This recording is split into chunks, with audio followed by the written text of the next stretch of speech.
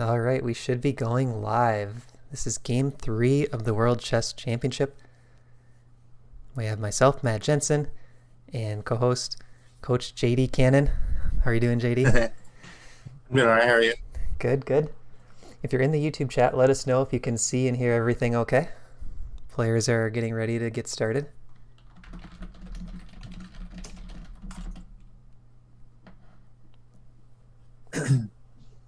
So do you expect a repeat of the Lopez from yesterday? It's really hard Or to not say. yesterday, the day before. Yeah, because when I was doing the prep for this match, Jan overwhelmingly plays 1e4. But hmm every so often he'll sprinkle in a 1d4, or in like online play, he plays 1b3 quite a bit. Yeah, yeah. Him and Naka both did that, I think. Could you imagine 1b3 in a world championship match? We probably haven't seen that since, I don't know, didn't Spassky do something like that in one of his games? I don't know. It sounds right, but I don't know for sure. I'm not a good chess historian. It's, I'm sure it's been played. and I feel like in modern chess, there's just a lot of trying to trick the opponent into uncomfortable positions. So why not play, b3, knight f3, or some combination of those? I kind of suspect though that you're not really tricking anybody at this level anyway, or at least you're not going to be tricking them at the first move. Like I figure that maybe he didn't spend a lot of time looking at 1b3, but I bet that Magnus knows the best way to respond to that, or at least he has a comfortable way to respond to it. Yeah, And I figure that trying to trick your opponent, you're probably going to end up tricking yourself just as much as you do Magnus. that's a good point too. Yeah, so we'll have to see. Does he come out with 1e4? And if so, he's got to be ready for Sicilian Sveshnikov, Berlin, Roy Lopez, and Yeah. d4 is on the board, so he switched it up from game 1. Oh, okay. D4. That's weird. It's coming through as D3. Yeah, so I think it's something with the DGT boards. Yeah, I can clearly see on the stream that yeah he played D4. So uh, interesting. Let's see what we get here. And what do you? Oh, now it shows E4, Yeah, Leach has switched it to E5. e4 now. So this is what's been happening the first couple of days. They're working out the kinks still on. All right. So Oh we're yeah, back. I'm going to refresh my board. We're back to the King's Pawn game, knight f3, knight c6, following game 1 so far. a little bit of a little bit of a delay after knight C6. You wonder if we're gonna almost certainly play bishop B5 again. But what's the point of pausing right here? There you go again. Yeah, maybe just making your opponent think a little bit. Like, will I play a Scotch? Will I play Joko piano? I don't think anyone plays the Scotch, but the Joko piano has been something that's gotten a lot of play in recent years. I think it wouldn't be too surprising to see that come out. Yeah, I agree. But I think seeing the Scotch would be mind blowing. I don't think anyone would expect that. Unless it was Kasparov back in the championship or something, reviving his Yeah, Scotch. yeah. It's weird. Man, the DGTs must be terrible that they're using because it just came through as King F1 instead of castles. We had that day 1 as well. We had King f1 and then King back to e1 instead of Rook e1. Yeah, that's exactly what just happened here. Hmm. So I'm seeing the same move order as game 1 so far. It's kind of like a Marshall Gambit set up for black. He's Mhm. preparing the Marshall. But then it's an anti-Marshall from white, from Jan, when he plays Rook e1. Or actually, I'm sorry, right here is the chance to play anti-Marshall or not. So we just have Castle from Carlsen, and we're Yeah, on move 8. and the normal move is C3, right? And yeah, and that's when we get c3, d5, and this is the Marshall Gambit. Yeah. So anything that kind of prevents D5 from happening is going to stop the Marshall. Mm-hmm. And I see Jan chose a4, so he is going for an anti-Marshall line. And this looks like a weapon that MVL has been using quite a bit. I see 2 recent games against Carlsen and a recent MVL game against Caruana. And it looks like at the Grandmaster level, white is scoring around 55 to 60%, so it's a pretty decent scoring line for white. So do you go b4 or do you just defend the rook? Looks like he opted to just defend the rook so that when we take, we have the exchange on the a file potentially. Yeah, so if takes, they'll probably swap rooks because white's is undefended. And queen takes a8 is actually the main move. Yeah. And doesn't the knight looks sort of odd on c6, and I don't know that I really like the pawn on b5 all that much either. Yeah, so maybe like knight a5 could be coming up. Could go for the c5 break, kind of a typical black side of the Roy Lopez. Can you get some queenside expansion going? Does that mean that if with knight a5 is a threat that you definitely want to play c3 because you don't want to drop your light square bishop? I think so. So like c3, knight a5, drop the bishop back. Black does have to defend this pawn, so maybe d6. We're following only two games. I assume d3, and they're going to do the typical maneuver of knight over, eventually getting the knight to g3. Yep, that's exactly what I would expect. So like here, knight c6, knight f1. Jan totally deviated here. He did not capture. All right, we see d3 by Jan. And d6 by Magnus. So it looks like the players are still playing pretty quickly. Just a couple slight delays by Jan. Do you think he's making a real decision when he's taking those delays, or is he just like taking his time trying to get the pacing right for his moves? I think the latter. Yeah, they just kind of take their time, rethink about their prep a little bit, and then unleash their move. Because I kind of doubt that he's like making a decision at this point. I think that at this point in the position, I'm sure the decision was made months ago what he was going to play in this situation. Yeah. But I did see an interesting thing on Reddit. Someone found Jan, or maybe it's been public knowledge, someone found Jan's, I think it was like his Dota account or some sort of online game that he was playing a ton, and he like just stopped cold turkey 3 weeks prior to the match. I was like, well, was he prepping months before, or did he get like 3 weeks of prepping? It's hard to say. It'd be. I wonder if we'll have any leaks in prep like we did in the last World Championship cycle, where there was the screenshots that got released of Caruana's prep. That was crazy. I mean, that was a funny storyline, but I don't know that it actually resulted in any actual issues. I don't think it had any actual effect on the event and how it went. Did you listen to any of the Caruana interview with Peter Doggers? I did some of it, yeah. So he brought that question up, and essentially Fabiano was like, didn't really tell him anything that he didn't know, and it also didn't affect their plan. So they were still going to go with the same lines regardless of him seeing that or not. And if that's true, it might have been more of an effect on Team Magnus because they might have been looking into it more than they should have. I suppose there was always they would have always had the fear of what if this was an intentional leak, and like you don't want to overcommit to some subterfuge.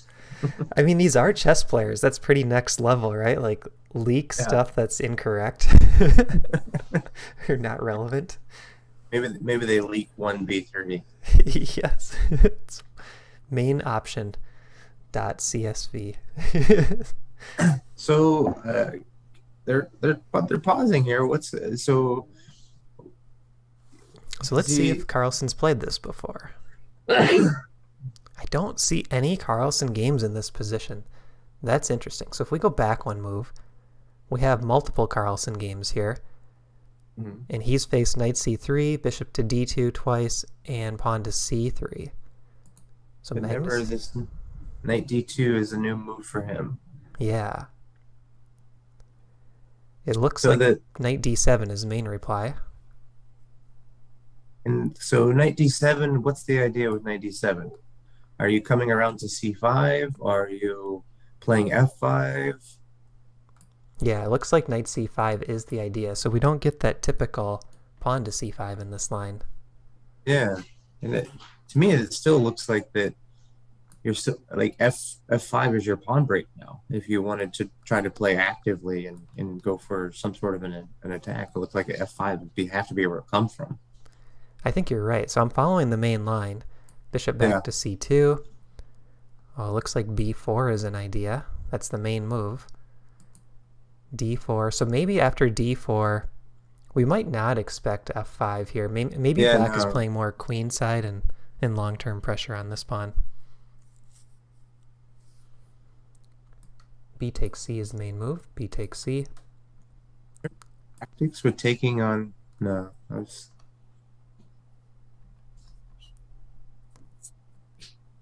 I was just curious if we had any discard after E4 if we had any tactics with taking on E4, but they're just not there. Oh, like right here? Yeah, like there, and then well, even a move before that, playing knight takes E4, but there's so after D4. Let's see if we had any, but there's just no discoveries. Yeah, and sometimes you can get a fork too in those type of lines, right? Like fork the f3 knight with something. Maybe Yeah, bishop is something here. like if like yeah, exactly. If knight takes knight, then you maybe have that like a D5 E4 idea. And yeah, sometimes if there's a piece on D3, you can yeah, this is not gonna. There's nothing. But I think, this is actually a pretty interesting position again out of Roy Lopez. So we've seen 2 games in a row where Magnus has gambited a pawn out of the opening. Hmm. I wonder if this is a sharp This enough is line. more. This is more than gambiting a pawn, though. Yeah, right. Gambit a piece. It's kind of like the Halloween gambit. Like you just sack a knight for a pawn and, and run with it. Yeah. So what do we expect from Magnus? Other moves are knight a5 and queen d7. Knight a5 is certainly going for the just traditional c5 play, but also going after the light squared bishop. And so I don't want to give up that bishop, but is that a pawn that's worth taking for black? Can you hold that pawn? Can you play queen d7 and hold the pawn? Yeah, so we're following some games here. Surprisingly, white has won 5 out of the 7 games in this line. Oh, it seems shaky that you were going to hold that pawn long term, and then I have to not like your a pawn either. And it's also kind of flipped from the typical Magnus strategy so far. He's been letting Jan get the material and try to hold on. And I see he does play rook to e8. And again, so to me, this is the first rare move. We're going from about 1,000 or 1,200 games Yeah. to 76 games. So every game so far, Magnus has been the first one to really take us under like 100 games in the GM database. So what's the idea behind this? Is he just anticipating that when d4 happens, that he wants to have the rook fighting against e4? I think that's it. Yeah, bishop can go back to f8 and This is prepare. just an anti d4 strategy or something. It seems like it. And I do feel like when Magnus plays the Roy Lopez, he does like to play some of these slow maneuvering lines where he brings pieces along the back rank. Fianchetto's that dark square bishop sometimes to g7. Yeah, the fianchetto kind of I think is a typical idea because it stops this. It stops knight to f5 Yeah, because you have the pawn on g6. so we see this knight sometimes coming around. Yes. I'm looking at some of the games and going down the lines. It looks like black plays for d5 quite often. Bishop f8 and pawn to d5. I suppose that makes a lot of sense there. Let's see who's in the chat so far. Birdcell is saying, "Holy cow, the beard power is strong." Bobby Fisher is in the chat. He's been here the last 2 days and he always has good suggestions. He's saying knight f1. Yeah, I think knight f1 would be like an easy move to blitz. Like it's just such a typical maneuver in the Roy Lopez. Like I haven't played the Roy Lopez in I don't know 25 years, and I still like recognize that maneuver. So Yeah. And this also works well in similar Joko piano positions. reroute that Hmm. knight to g3. It kind of amazed me how similar the Roy Lopez can turn out to be to like even a King's Indian. How similar the ideas often are. I don't think that we're going to go down those lines today, but the Roy Lopez can really turn into quite a closed position with similar pawn breaks to the kid. Yeah, it is surprising because they start out so differently. But Yes. if that dark bishop ends up on g7, yeah, it looks like a lot like a kid. White expanding center, and you have this dark square pawn majority or pawn chain in the center. Yeah, yeah. So it's Squiddy wants to know how much material we think Magnus is going to sack today. Are we up to the full piece yet? So would you consider Uh, yesterday as a full piece? It was actually a rook and pawn for a minor. It was 3 points. yeah, rook and pawn for a minor. I mean, yeah, I mean that's pretty close to a piece. But I mean, the knight that he was getting rid of with that sack, like the getting rid of that knight on d3, that knight on d3 was worth close to it had to be close to a rook's worth of material itself. Yeah, that was There a are no real. fi there were no files like and that knight was a monster. So it's hard to say that that knight was I mean you could say that Jan was sacrificing his knight for the for the rook. Yeah, that's true. The knight was more powerful, and we do see knight Yeah. f1 on the board. So here's another interesting stat.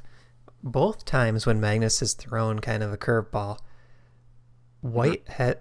Jan's side has scored very well in the limited number of games, and we're seeing that again. So in this position with knight f1, I see 60 games in the database, Mhm. 66.7% for white. So white is scoring 2/3 of the points. And what's the minimum cutoff for the players in your database? This is the ChessBase online database, and I think like there are amateur players in here too, but for Okay. the most part, most players seem to be over 2,200. It'd be interesting to see um, what the statistics are like if you were to like limit this to say players over like 2650 or something. Well, let's see. Okay, so I'm gonna sort by white's rating, and there's only a few games. So I see Carlsen has played this as white. Huh. Interesting. Against someone named. It In, looked like that. It looked like at the top end there that um, White has won almost all the games. yeah, that's what I'm seeing too. Every single game on my list, white has won or it's been a draw. Yeah. What Oh, Kasparov has played this as White too, and Anand. Oh, and I see h6 is played by Magnus, which is following the Kasparov game.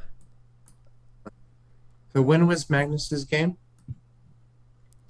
It's 2016. So he surely he remembers that game then. Yeah, I would think so. So going into the line that he played against, does that suggest that whoever he played against, like he saw something that was uncomfortable in there, or like because he's choosing to play the opposite of what he faced last time? Yeah, that's true. And the thing I don't understand with that game, so it's 2016, but it was from a simul. Oh, okay. So his opponent has no rating, but it's from a New York Challenge Rapid Simul in 2016. Huh. Oh, and the game ended in 21 moves with mate. Yeah, Magnus got him. Yeah. How did that? Can we quickly go through that game to see Yeah. what's not going to happen in this game? So Magnus reroutes the knight. No mistakes yet by black. C5. Oh, here comes a kingside attack. I can see it come. Yeah, bishop takes h6. I mean, he didn't even take it. Didn't take it. So And then this, Ooh. Oh, that's bad. Why does it? Why not queen takes? Wouldn't yeah, queen queen takes a? takes is fine, I think. Oh, I get. But then I guess bishop g5 happens, and you're in trouble anyway. Could go king g7. I think it's a better try. Yeah. So this player was probably not a master or grandmaster. Yeah. Although they played some legitimate theory for a while, though. That's true. Yeah. And they played something well enough that Magnus decided to take up the mantle. What if he's like I mean, on his team? He's on Magnus's team. he, this guy, the if he's watching the games, then he's got to feel like super awesome that Magnus is choosing to repeat something that he played. Yeah, that is pretty cool. When there's no Magnus games in it, but yeah, you've played it in a Yeah. simul. So I'm trying to see after H6, we have 24 games. Who are the strongest players that have played this line? I see Ivanchuk played it against Fiddler in 2009. Yeah. And I don't know how you pronounce this name, Vladislav Chaikev. He's played it 3 different times. That's interesting. And they were all in 2001. He went on a tear, but yeah, against Grishchuk, Kasparov, and I can't quite read the other one. Uh, Karen Isarian, European Championship.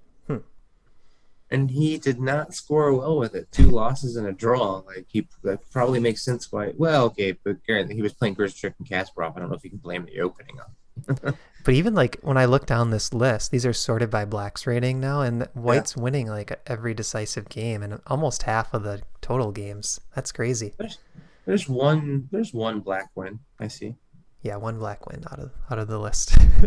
but he's highly overrates him. Like Yeah. is so again, I don't know if you can blame the rating or blame the opening. So does this suggest that H6 is certainly not going to be played, or He do we just assume that Magnus has found something? he played it. He played Okay. H6 and I see Bishop D2 just came through. So now we're down to 22 games and Black has won 3 out of 22 and White's won about 10. Okay. And the most common move here is bishop to f8. So I would expect that pretty quickly by Magnus. And then What's White what's plays. Bishop D2 about? What do you what are the ideas with Bishop to D2? I Because I would wonder. have Go ahead, sorry. I would have expected knight G3 or C3 or something, but I'm not sure what this Bishop to D2 is doing. Is he going Queen C1 and sack on H6? I was looking at that too, like maybe a kingside attack. It's kind of a confusing move to me. I think it might be more of a queen side move. Like maybe you want to play. Oh, do you think he wants to play A5? Has that ever been done? I see a couple a5s, yeah, followed by bishop a4. So it could be something where maybe you want to have this b4 square attack. That's a really good point. So let's say bishop f8, a4, b4, bishop here. Now this bishop is ready to capture on b4. Mm-hmm. This knight is currently pinned, but I could envision a line where knight takes a5 and bishop takes b4. Mm-hmm. We did see bishop f8 by Magnus. Yeah. And the main move after bishop to f8 is pawn to c4, threatening to win the b pawn with 2 pawns attacking at once. But knight e3, Oh, yeah, 93 was played. so do you feel like Jan is playing pretty quickly considering Magnus threw that first curveball?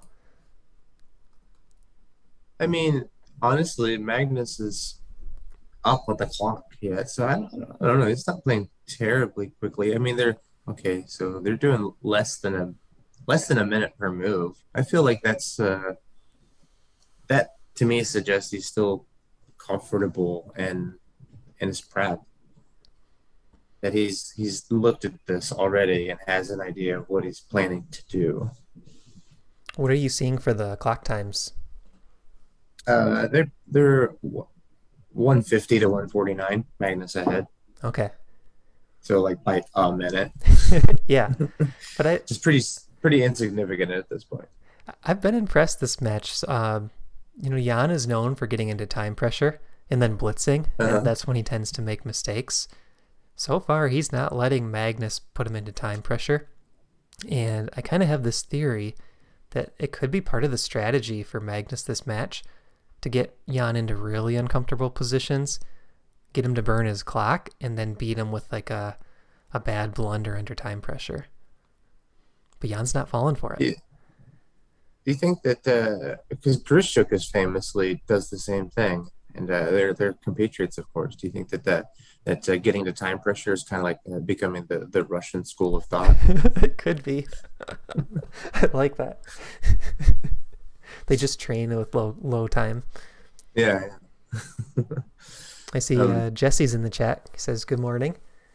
Paul Gabriel says it's so early. And Felipe says, good morning. It's not that early. Could be a lot worse. So knight to e7. Is this an anti knight f5, or is this prepping? We're more prepping d5 or c5 even. It looks like c6. So c4 is the main move, and now c6 is the most common reply.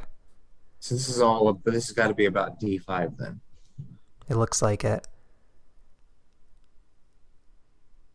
Yeah, black wants to play d5 and c5 still. Go for that queenside expansion, but it's going to take a little bit of time to figure out this tension on b5. What's going to happen there? If I could play c5, would I want to play b4? Would I feel good as black getting to do something like that? Yeah, that's a good question. I think I would be okay with that. It really closes things down though, and so I kind of like to leave. I never like to shut things down too much. I don't. Yeah, so we're talking about a structure like this, right? Like, would you as black want all these pawns locked up? Yeah. So I like that this bishop is trapped, but I think what it comes down to is what's your assessment of the king side? Because you've just shut down the A file through the E file, essentially. Who has the king side advantage, I think, is what it comes down to. And maybe you could argue black, because the knight's going to g6. That bishop can always come back to c8, pointing this way. Mm-hmm. And that b3 bishop is really bad. Yeah. I mean, it could head to d1.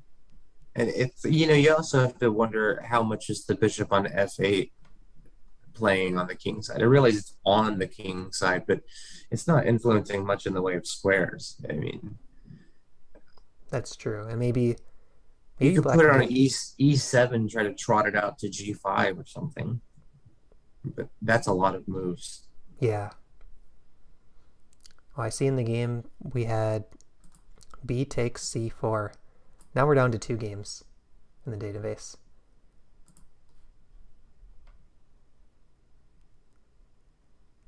Interesting though, because I like this though, because it means that there's now maybe there's, no matter what, there's going to be an imbalance in the pawn structure, which I always like to have. So we might end up with a situation where black has some play against b2. Yeah, so rook can come over to b8 for black. And that c7 pawn looks a lot safer than the b2 pawn. Especially given that I may be going to just play c5. Right. And make this the weakest pawn, but it's even harder to get to. Yeah, because it's on an open. There's no open line. There's no open file to it. So, of course, if you play this, you've got to be the default. Yeah, that quickly dissolves all the tension. We don't. Yeah, so that move to. I don't really want to do that. Maybe I want to play a5 first. Slow down that plan. Yeah, I want to try to fix the. Nepo took with the knight instead of the bishop, though. Well, look at this square for the knight. That's pretty interesting. Yeah. It also ties down this pawn, so there's no easy d5 for black. We have knight takes e5.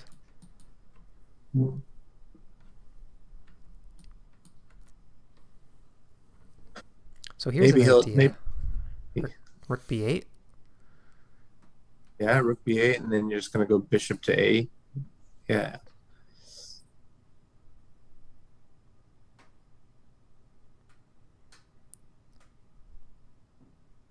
Hmm.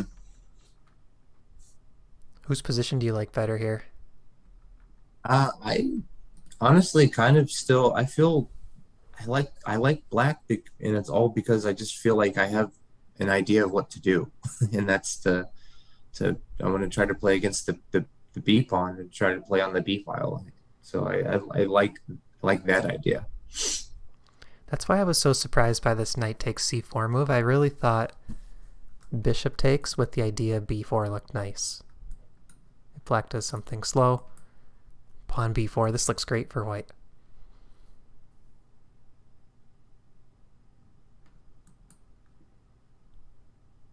Because look at all the space. And maybe you could create a passed pawn on the queen side depending on what black does. Like if c5 ever gets played, you could possibly push past. Yeah. So uh, Magnus apparently really also did not like knight a5, allowing that at all, and so it's pretty forcefully prevented it. It's interesting that they have both voluntarily opted to like blunt their bishops a bit. Yeah, both bishops blocked. Do you feel like the odds of a draw are pretty high in this position? It doesn't seem nearly as exciting as the last two games. I mean, I always think that the odds of a draw are pretty high, period, at That's a good this point. level. So,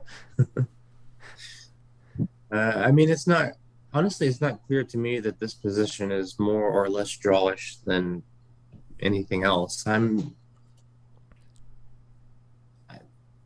be interesting because they're still moving pretty quickly. They're still moving at a rate of less than 1 minute per move, and so this has still got to be in prep. So to be when we get to the end of their prep, I think that that's a position that's maybe more interesting to talk about what we think the evaluations be, because like we know that like Magnus wouldn't enter this if he didn't think it was at least a draw for black.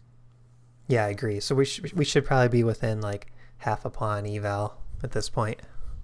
Yeah, or even if the eval's wrong, like because we saw that yesterday that there were some times where the position was pretty strongly like more than the computer's giving more than a pawn advantage, and I suspect that Magnus was probably feeling comfortable despite what the eval was saying.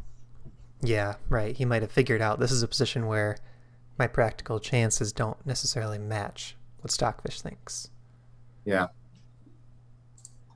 So I'm trying to think about the imbalances again. We got the C pawn versus the B pawn. And what would my plan be now as white? How to play this position? Well, I could still see I could still see d4 as an idea, something you might want to try for. So what if we just said I want to play bishop c3, queen d2, rook d1, and d4? Is that something that I could realistically make happen? And if I could, would I want to? I think you're right. I think that looks like a strong idea. And now I'm wondering if that's maybe part of the reason knight c6 was played, because Magnus might look to play a quick d5 and liquidate everything.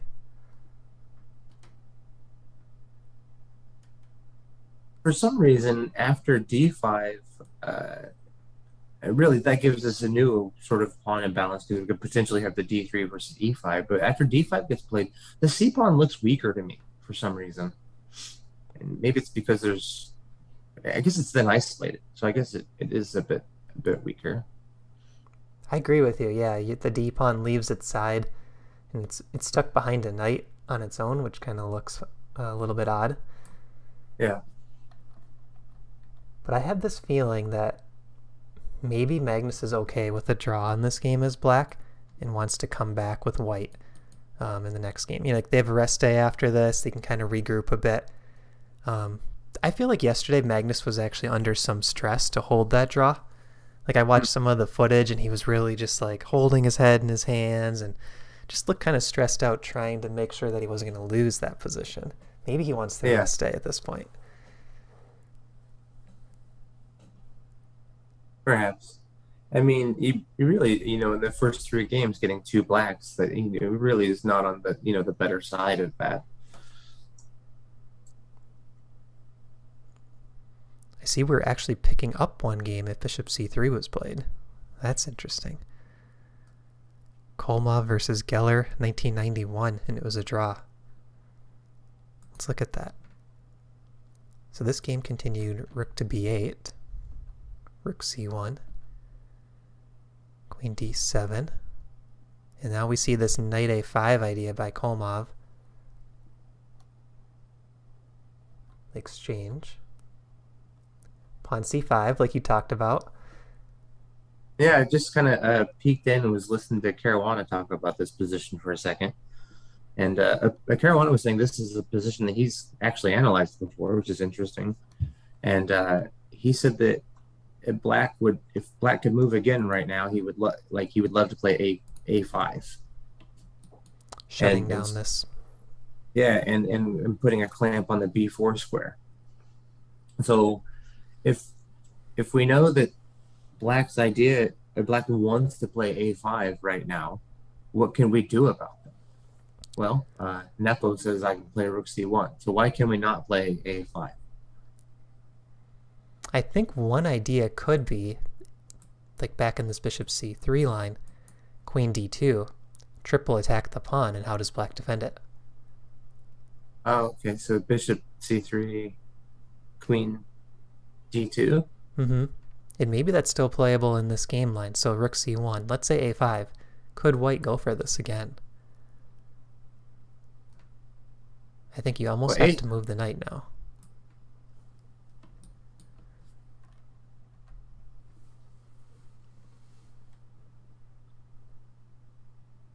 Just have to move the knight. So, or maybe d5. But you can't allow queen d2 and white to grab that pawn on a5.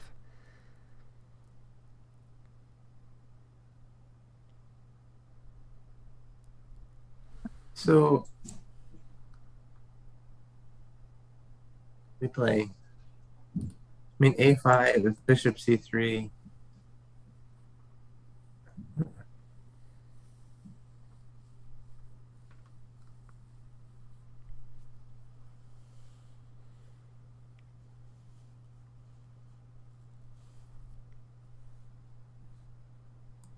Let's look at d5. I feel like if Black could get everything, it would look something like this, right? Get a5 in, Yeah. get d5 in, get a big center. But this e-pawn is triple attacked on e5. So I was just playing around with this a bit, and I think that the a pawn ends up being as weak as white's a pawn ends up being just as weak. So what line are you looking at? So let me get back to your screen. So if we just play a5 immediately, and bishop to c3, we play like knight d7, queen to c2. D2 or C2? Oh, sorry, d2, knight to c5, and you need to drop the bishop back somewhere. Queen to d7, and now if you take my a pawn, knight takes, and then when you play bishop takes, I have knight takes a4. And then where's the weakest pawn? Possibly b2. Yeah. So this seems. I still kind of like Black. I agree with you. Yeah, there's a lot of counter-punching moves for Black, right? You can go after that a pawn, and the b2 pawn long-term could still be the weakest pawn. And I wonder if Magnus maybe looked at this line and kind of thought, okay, if I get in this position, I'm now out of prep. Like, I think right around this point, they're probably, maybe looked at some ideas, but I don't know if they necessarily know exactly what they want to do here. But I Yeah. wonder if Magnus looked at this position in his prep and said, okay, if I get this, I see this b2 pawn, everything is solid for black. There's a lot of counter punches if white tries to go at me quickly. And long term, maybe I have a slight pull because of the b2 pawn. Like, let's say it gets into a queenless endgame. Maybe Magnus can try to win a pawn and press for that endgame win in a low risk position. I wonder if they aren't still sort of thinking, because I mean, when it went back to h6 being played, that move took Magnus almost 6 minutes to play. Yeah, back on move 11. Yeah, and Nepo's response to h6 took him 5 minutes, which that seems like that they're maybe not solving new positions, but having to remember what they had looked at for this position. I think you're probably right. So if you think of how many different lines they have to know, like you and I are doing chessable repertoires with like 100 lines, whatever. They probably have 100 lines in the closed Drew Lopez. Yeah, I thought you were going to say after like h6. There's 100 lines right here. I kind of don't think that there's 100 lines right here, but I suspect that there's a bunch. Well, in that interview, Caruana did say that Carlsen has the best memory at the top level. Like, he really can remember all these lines, even though he's not necessarily known for playing the sharpest openings. Yeah. What do you think that is about? Like, what makes him have a good memory? Is he just he's developed a better memory palace, or what kind of recommendations do you have for people trying to remember lines? For me, I have a terrible memory, not just in chess, like life in general.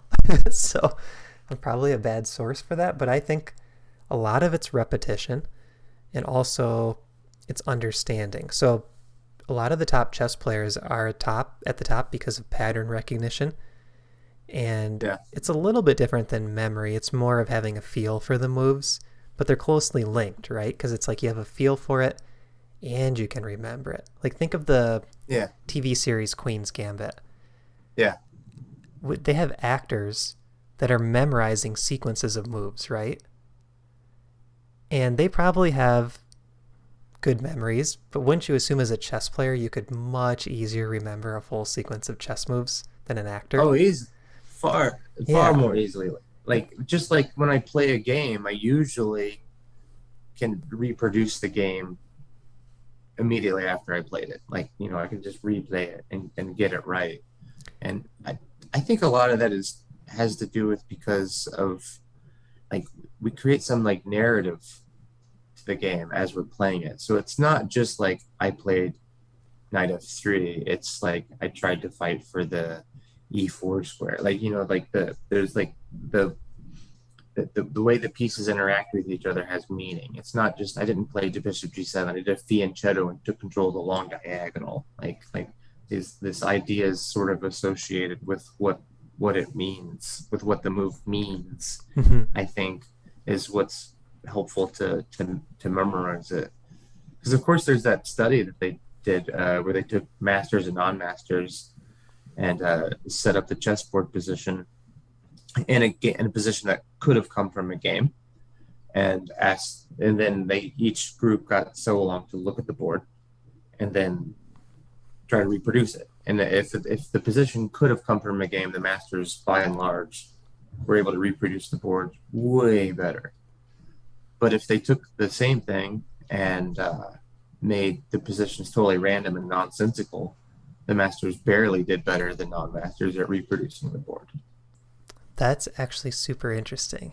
Yeah, so it's the masters had more experience in certain game states. Like, they recognized what to do. Mm-hmm. Yeah, that's really interesting. I see Dimitros is in the chat. Hi, guys. He's been watching the last couple days, too. I remember in college, I had a friend, Sean, and he was about 17 or 1800. So when we would play Blitz straight up, I had pretty good results against him.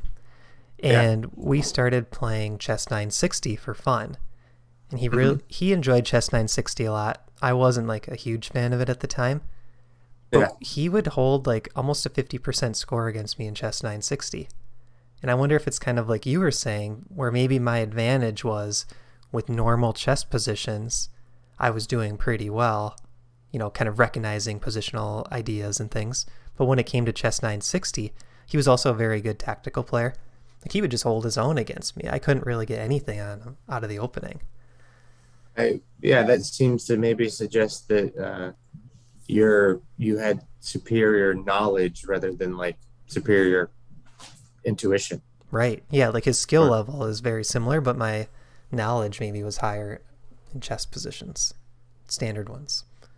I've never really enjoyed 960 for whatever reason. I've played it a few times, but it just never really seemed like something I wanted to spend much time at. Same here. I mean, I think both of us enjoy the openings too, and like Yeah, learning and analyzing past games. So that's probably a part of it. that's true too. Because like one of my favorite things to do when I've played my own game is I want to go try to find some games that somebody else did that were similar positions and see how they handled it. It's one of my favorite ways to experience chess. Yeah, I was just And thinking. which move went to a unique game here? What was the novelty in this? So after knight takes c4, we picked up a random game of a 2400 against a 2200. But I think in terms of like 2600 players Yeah. getting lost, it was right here. B takes c by Magnus. c6 had been the move played by a couple masters, including Mickey Uh, Adams. okay. So really, like every game so far, I think it's Magnus that's making rare moves more often. Do you think that means that he gave up Dota sooner than Nepo did, and that's why? I think so. Yeah, Dimitros, go ahead and make a suggestion. I see you're in the chat. And good morning to Jordan. He said, interesting discussion about memorizing lines. Okay, so JD, you're one of the players that I feel has the best systems for working on your chess openings and middle games. And I think it'd be interesting for the viewers if you maybe talk a little bit about, how you go about finding those master games and memorizing your opening lines. Um, so like, my general approach to like what I have often done is I start with I just play a game, right, and I stick to the the I only ever play. I don't want to ever have a repertoire where I have to make a choice between two moves, where I sometimes play one, sometimes play other. I always play one. And so I just try to get to, I play a game and get to a position from the repertoire. And then the next thing that I almost always do is I go back and I go to ChessBase and I have the big base, the big database, and I go and find the last position of the repertoire that we were in, and I do a search on that, and that usually yields quite a few games. And I will kind of quickly go through a bunch of games and just kind of see what is generally getting played, so I can see kind of some general trends and ideas. And when I see that, then I start to sort of hone in on games that like exhibit that same one. I look for a game that looked like it was consistent. I try to avoid looking at like wild games that went sharply back and forth. Try to find like smoother looking games, and and then I save a bunch of those to a database without necessarily looking at them too closely, and but I'll pick one or two to analyze more deeply, and then the rest of them go into my bank where I spend a little bit of time playing guess the move each day. And so one of these random ones that I found and didn't look at too deeply, I'll do some guess the move with that, and then analyze the game then later afterwards. Then of course I spend time at Chessable. I try to spend 15 to 20 minutes a day just reviewing the lines in Chessable, and I spend quite a bit of time there, uh, often with Chessable open twice, and looking at this line and this other similar line that are like almost the same, and just trying to, but they have maybe a different move, and I just trying to understand what's the difference between these two positions and why I'm adopting one method and this one and another one and this one. And so I'm trying to always have uh, like one sentence that explains each move along the way, and it's something about the position that I try to distill it down. And as I'm going through chessable and making the moves, I usually am repeating that. I recall that sentence and then I make the move, and I just do that repeatedly until the move just becomes automatic. But for me, having that like little quip of explanation is really essential to me. And it looks like Magnus did play A5, so I wonder if we're gonna get a line where where we trade the A pawns. Bishop c3 and queen d2. I have to say that was a really good explanation, JD. And I should probably figure out how to go back and clip that and put it into its own video, because what you're doing is you're taking the initial moves and you're memorizing them with sentences or phrases attached to each move. So you have about 300 lines, I think, from Chessable. Yes. Maybe 200 from black, 100 from white. And these are ChessGoals repertoires. And in the 300 lines, you're really becoming an expert on all of them, because not only do you have those moves memorized, you're playing a ton of games online, and every single game you're going back and checking. And when you don't understand something, you figure out why, either with master games or Stockfish. And then when you get to the real games that count for your USCF rating, you're coming in so much better prepared with memorization, plans, all the ideas in these positions, that if your opponent surprises you, it's a pretty high probability that they're doing something that's not as good as what you already know. And I think, from move 1 to move 15 or 20, a lot of games I look at, you're really just outplaying your opponents. Like, you're probably hundreds of points above your rating, I think, in that phase. So it's kind of funny you mentioned that if somebody doesn't play something I'm familiar with, it's probably not that good, right? I kind of fell into a little bit of like a trap with that line of thinking in my most recent over the board tournament. It was in one of the London lines where we played where they dropped the bishop back to g3 and you played the queen to e7, right?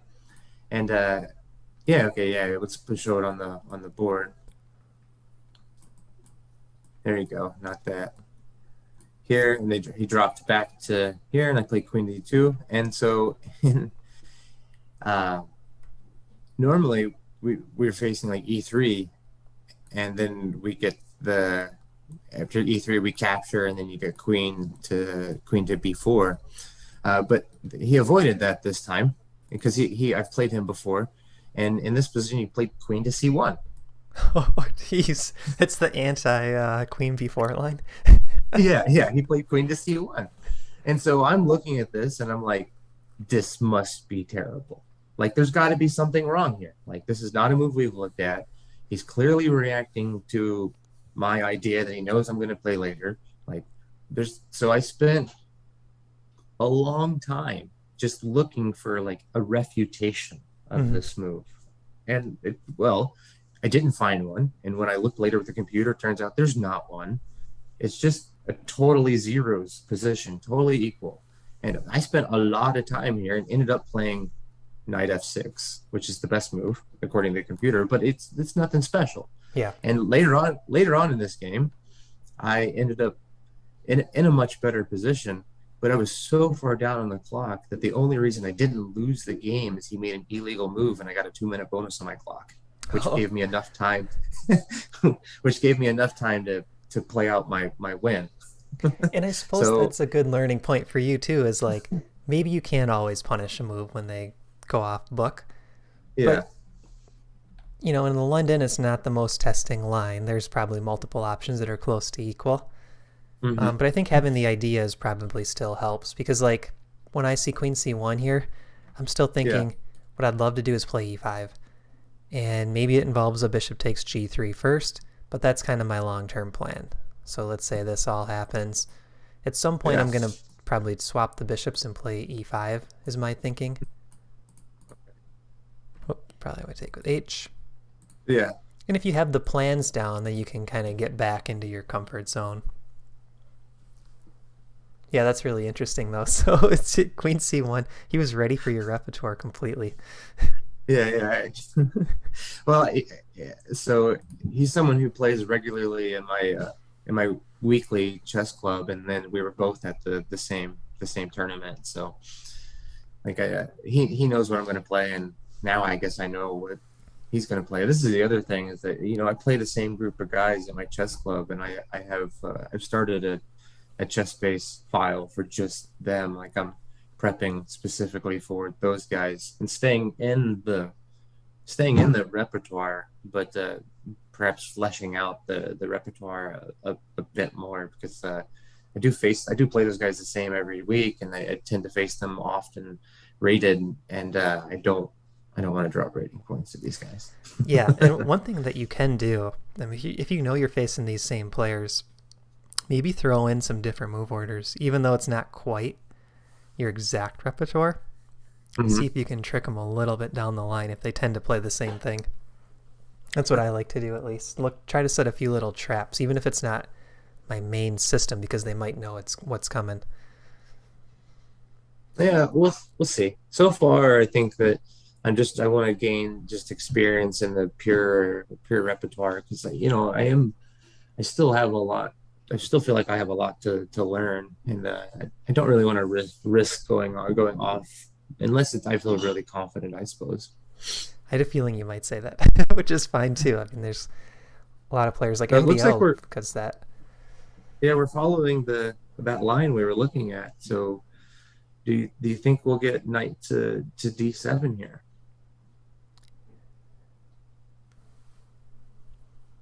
Um,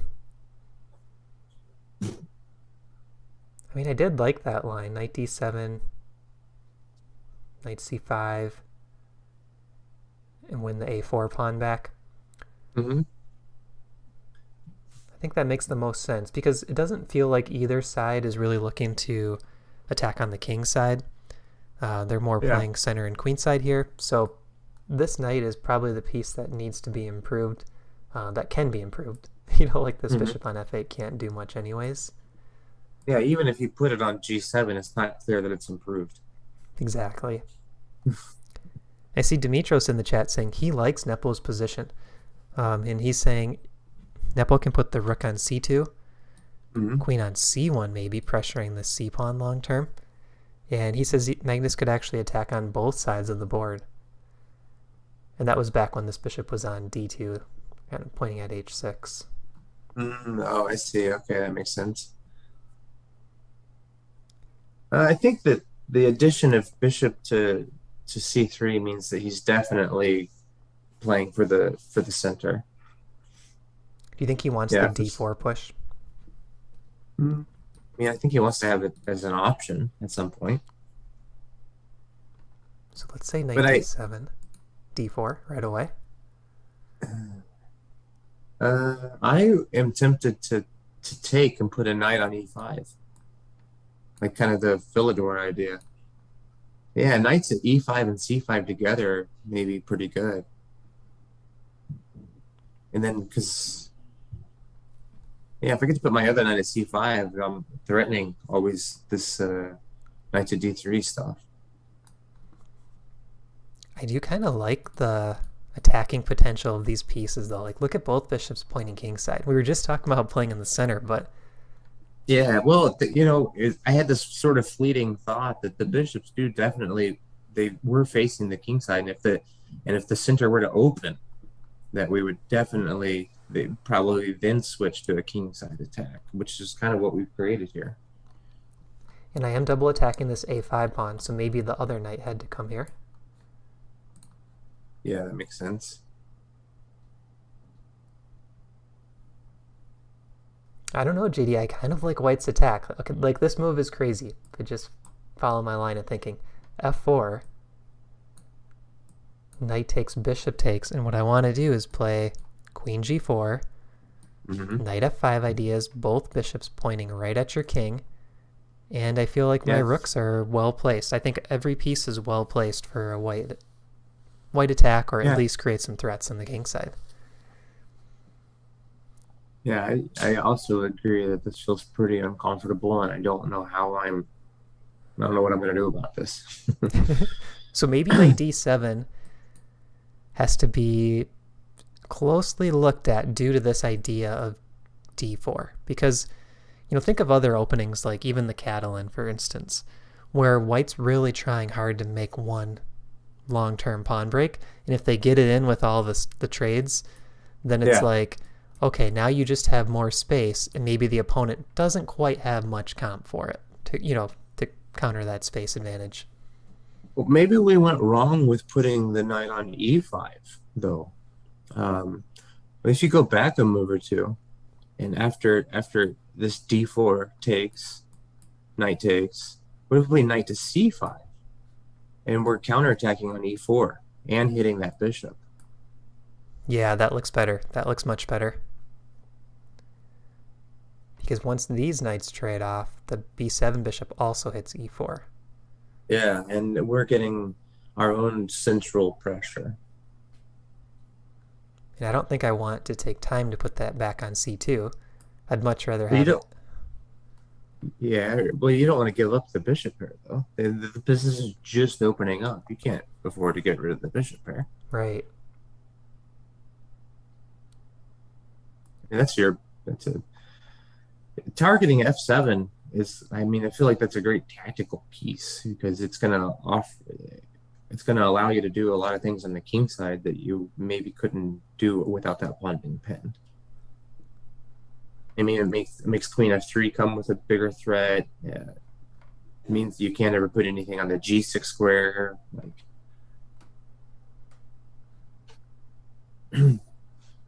But then again, you can't drop the back because you lose the pawn. So you almost have to play bishop to c2. Yeah, and it feels passive. So I really like this idea. Knight c5 for black. And maybe there's a way white could gambit the pawn if there was enough of an initiative on the king side. I see bishop to c8 was played. Bishop to c8. What's the idea? Come out here, bishop g4, or maybe e6. Yeah, I suppose e6 makes sense. Just trying to counterbalance the...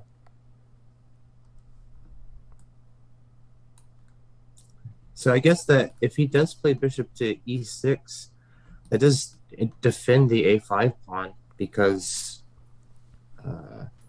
maybe it doesn't defend the a5 pawn. I was thinking because with knight takes, you were able to exchange the bishop on b3, but then knight would drop back to take. Or even just stand there. Our queen could still take because the knight's defended on a5. So actually I have no idea what this move is. Yeah, like let's say white just goes after this pawn. Yeah. I think you can get away with taking this. Is this what you were talking? Because the bishop, if bishop takes, then the knight just comes back, and I think we have a pretty clean pass pawn. No, okay, the pawn falls. Does get to take it.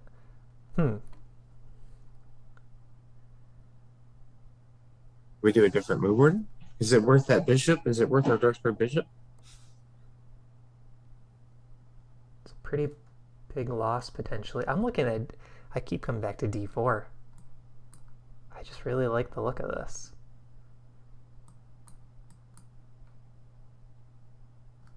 Because what I want to do is make the imbalance of this bishop being passive against this, one of these two bishops on the strong diagonal with extra space and centralized rooks. Yeah. And now you don't have that nice knight c5 move like you had in the other line.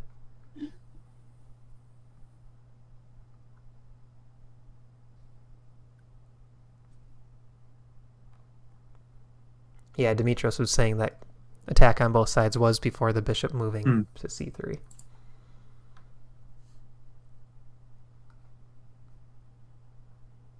So I think here both sides are looking for d-pawn pushes, actually, at the right moment. Well, let's look at the line again with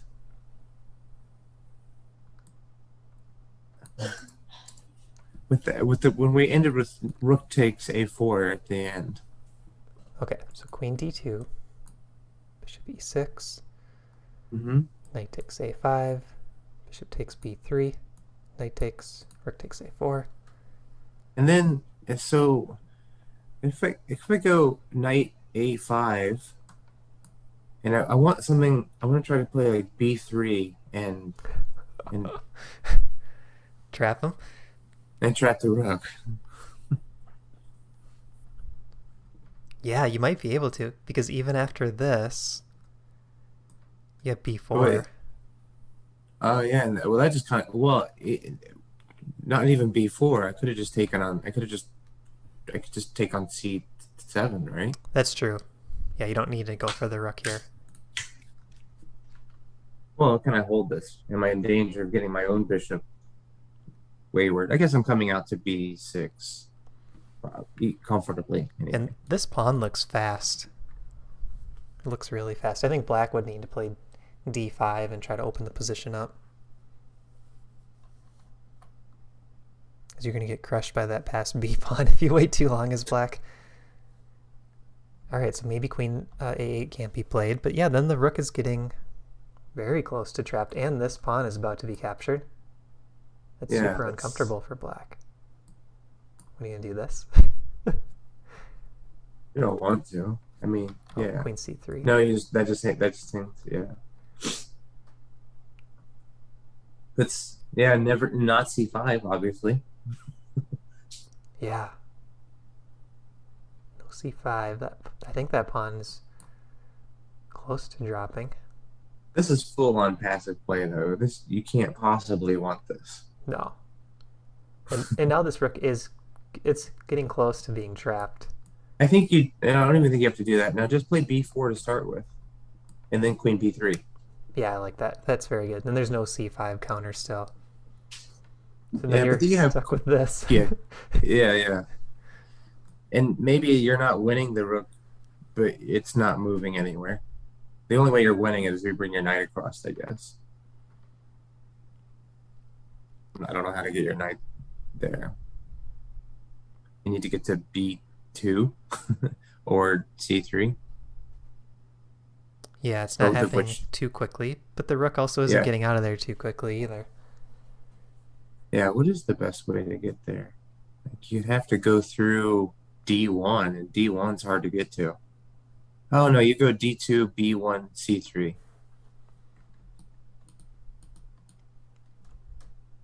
Yeah, or you could go c4, b2. Yeah. But I think it's one of those positions where, because black is so tied down to just watching this rook, white could shift gears at some point and say, oh, well, maybe I'm going to transition to this endgame, put a rook on c1. That's probably not the best example, but white has that option to transition to something different than going right after the rook. Yeah, absolutely. I'm going to get a coffee refill. I'll be right back. Okay. All right, Bobby Fisher in the chat. Pawn to h3.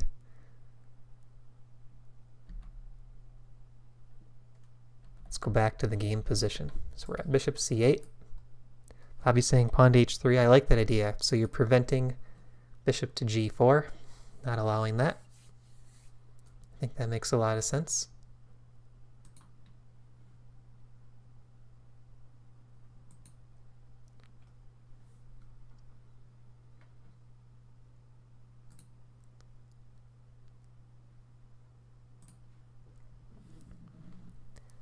All right, the chat's been pretty quiet. If you're in the chat, Say hi. Say something. Let me know how everyone's doing this morning or this evening, depending on where you are. It's the least exciting game so far, in my opinion, but maybe things will heat up once these players open up the center. And they are finally starting to use a little bit of time, so we might see, more time pressure as we get towards move 40.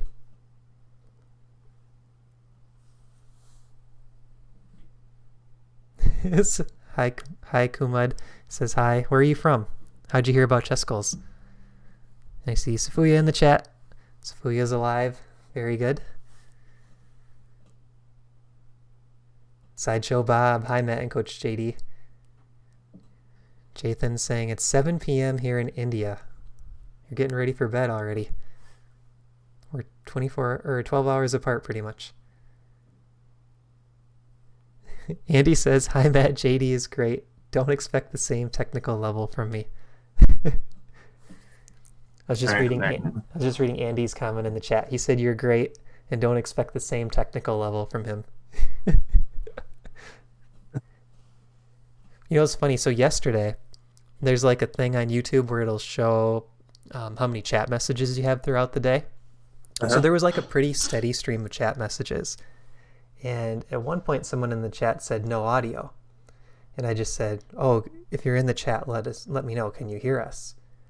And there was like just a spam of messages. Like over 10 people said like, yep, sound good. I can hear you. I can hear you. I can hear you. So on the YouTube chat chart, it just like a massive spike up and then went back to steady. So I just asked everyone, because it's been so quiet, it's like, let me know if you're in the chat. Bob is always on the train watching. I appreciate that dedication, Bob. We have a couple moves. D4. There we go, D4. I've been calling for it, JD. It's what you've wanted all along. None of this business over on the queen side. Because I think you were right. You kept saying I like black's position better with that B file pressure long term. And I think you're exactly right. If white doesn't go for the active play, there's danger of being in a slightly worse endgame, I think. So I think this is critical. Try. Can we open up the center and make these two bishops really strong for white? Jordan's in the chat as well. Hey, Jordan.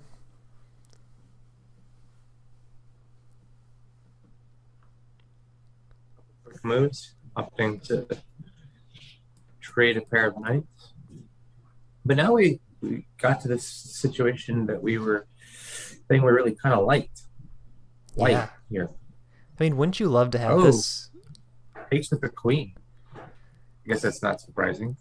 Picture this position OTB against someone that you're trying to beat. Wouldn't you rather be white here? Like, it feels like there's a lot of chances for black to go wrong. Yeah. With that big center. I agree. And I'm no longer, with the bishop posted on c3, I don't really care about that b2 pawn anymore. Like, what's it? There's no issues there whatsoever. Yeah, it's very solid. And look at a5. So, a5 pawn is double attacked right now. Bishop e6 probably, I think, still defends it.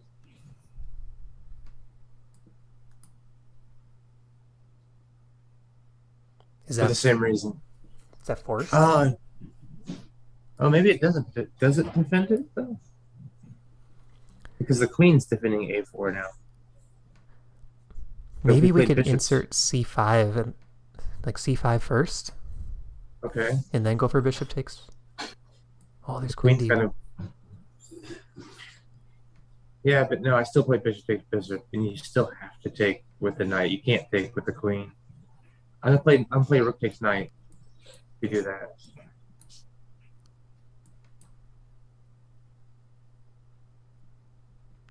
This works. Oh, it's not good. Yeah, it does work. Okay. Yeah. But the e pawn is also hanging here, so maybe tactically black is able to win the pawn back still. Yeah, bishop e6 was played. All right, good call. Andy says, looks like a lot of open lines. Yeah, this is looking good for the bishops. The f8 bishop is not coming into the game yet. Yeah, but even though the dark square bishop's not in the game, it's still doing its part to counteract the bishop on c2 or c3.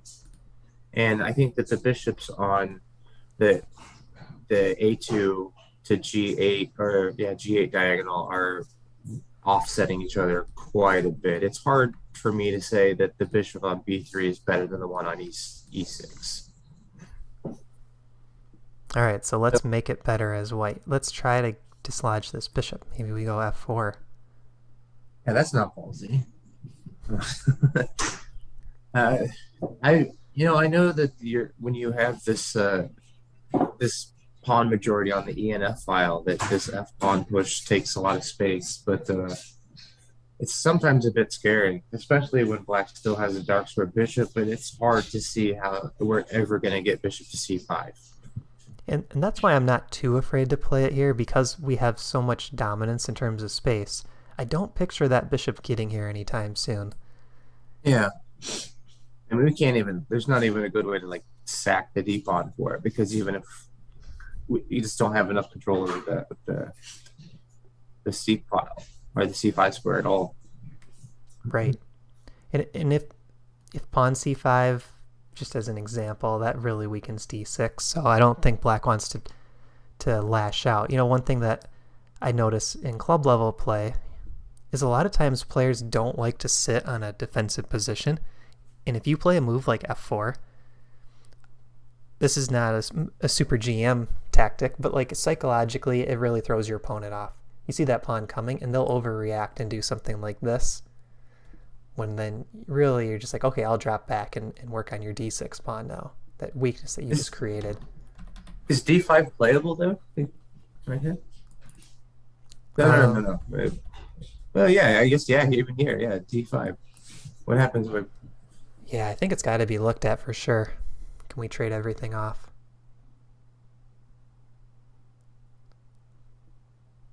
Well, first, I guess, you think about, e5 is tempting.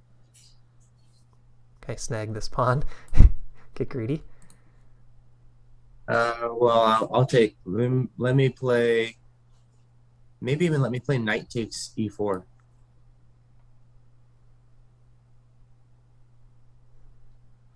And I'm perhaps going to take your dark square bishop, and I've maybe going to get some access to c5 at some point. Yeah. And this guy's holding the checkmate threat, which is really all the queen and bishop are doing right now, is threatening mate. Yeah, I'm certainly going to, if you let me, I think I'm almost certainly going to take the bishop. Yeah, I think you're right. So f4, d5 looks like a nice counter. Just the right timing, because you're on this knight. So there's no time to play pawn to e5. Yeah, I think I might even just play knight e4 anyway. Oh, I was thinking you could probably win a piece if you take c4, because you're on the bishop with the pawn as well. Okay, well, let's take a look here. Takes. Take here. Yeah, of course. Or queen trade first. Yeah, queen trade first. No, you can't. Oh, because it comes with check. That's why it works. And now you just take the pawn on g. No, just take the pawn. Okay. Yeah, yeah, black's up the piece. Yeah. All right, so this f4 idea, I'm going to go back to that position. I think it's an idea that's in the air, but JD's defense with d5 is the exact thing you want to do. You see white exposing themselves a bit. Let's just open the center up, and that'll bring this dark square bishop to life soon. So seeing that, maybe white needs to be more prepared for d5, because it's probably going to be played anyways. If it's black's move here, are you just playing d5? Happens if you do that. Again, you can't push for the same reasons. Like, let's give white h3.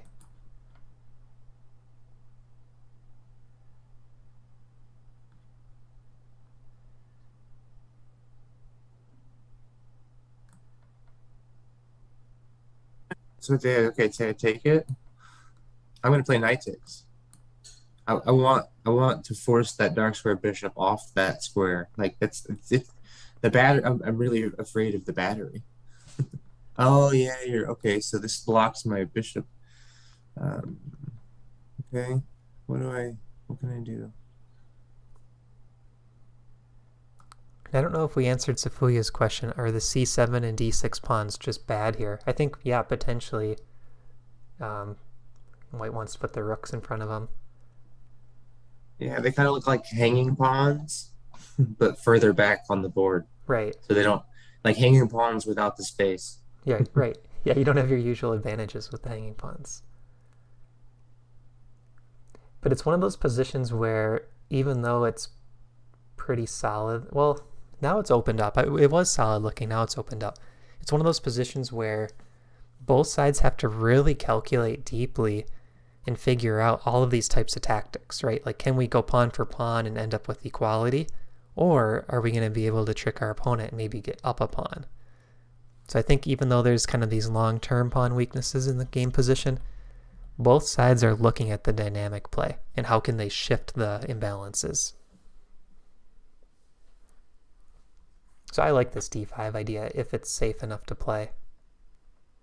I mean, we could try it with the bishop takes instead of the knight. Maybe that whole, or maybe we prep it a second. Maybe we play c6 and then d5, Yeah.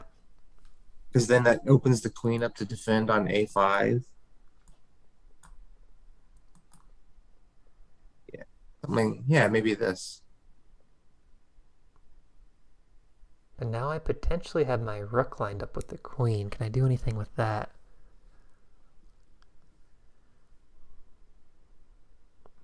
You need a couple moves. Yeah. Okay, here's a line that we haven't really looked too much at in the game position. So after bishop to e6, I kind of want to go back to seeing if white can try to win a pawn here. Okay, so well, knight takes is probably the way to do that, right? No, Yeah. I'm still thinking that bishop to bishop takes, knight takes, of course, and then if I play c5,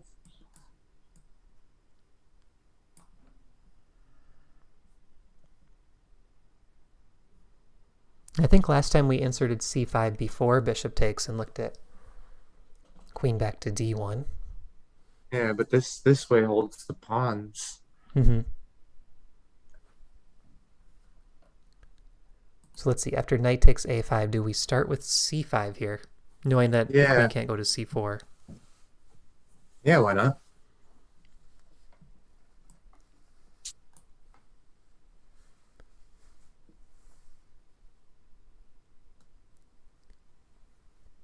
Yeah, in the game position, Bob, it's white to move. But I think d5 is what we're trying to play as black. Gain a little space. Hey, Arga, good to see you. So to me, queen d1 looks like the natural reply. Yeah, but I think we can play bishop takes, I believe. But then we looked at this line. If rook takes a4, knight takes c5. So I think we ended up deciding that this was good for black. Mm-hmm. Again, I like this because I hate that bishop on c3. It just seems like such a strong bishop. Yeah. So what do you? But I don't. Okay, fine. Could take it even. It could. Yeah. Oh, definitely take it even. Like get the two pieces for the rook. Mm-hmm. I think certainly. So I think white needs to improve on that line. The e4 pawn is too important to lose. Yeah.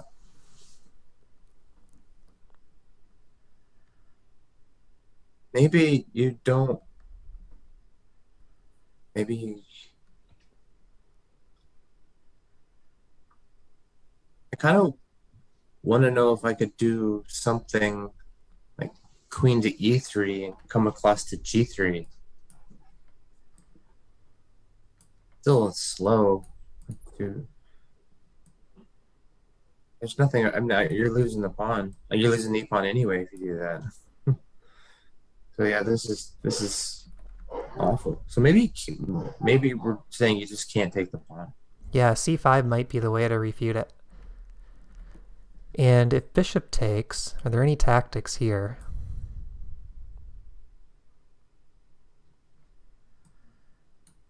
I am eyeing f7.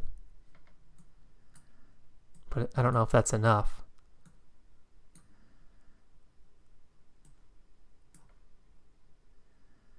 This is getting interesting though, JD. I think. Wait, what did you play? You played bishop takes instead of knight So I takes. did bishop takes knight, and then I took back with the queen, Uh-huh. leaving this guy hanging, but keeping e4 defended. What's wrong with just rook takes? And then I took here, and took the Uh-huh. c pawn. See what happens if I just play rook to e7?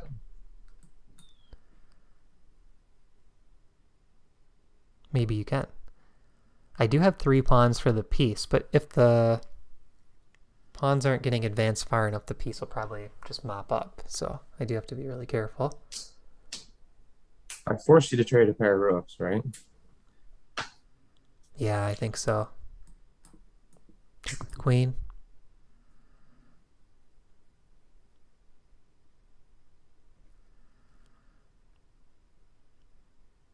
I do like black here. I feel if white's attack isn't working, then black is going to win in the endgame. Yeah, I can feel like I can stabilize, but I don't know. The light squares can be problematic here around my king. Like, am I right now that like the knight's tied down and like Little uncomfortable.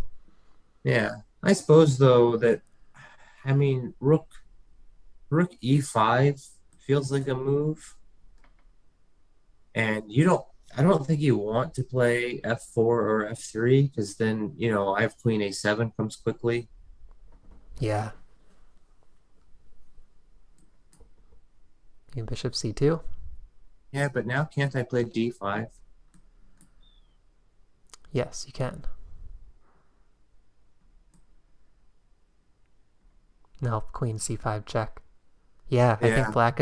black is solid here and fighting back very quickly. Okay, what if I don't take on c7? So in this position, do I have anything better? I mean, what could be better than having a two majors on the seventh ring? That's a good point. If you have to try to find something better than connected majors on the seventh, you're not going to find something better than that. That's a good point. I mean, is there any way I can improve on this? I could take c7. Queen takes. But I'm still down a piece. Yeah, black looks fine here.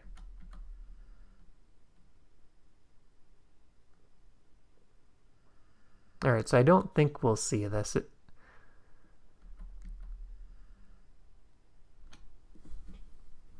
So now we're kind of back to this position for white, knowing that black wants to play d5. Well, I saw in the live stream that like Nepo even like in this position had his head down on the table for a second, even. So if we can read anything about body language, sort of suggests that maybe he's not so happy.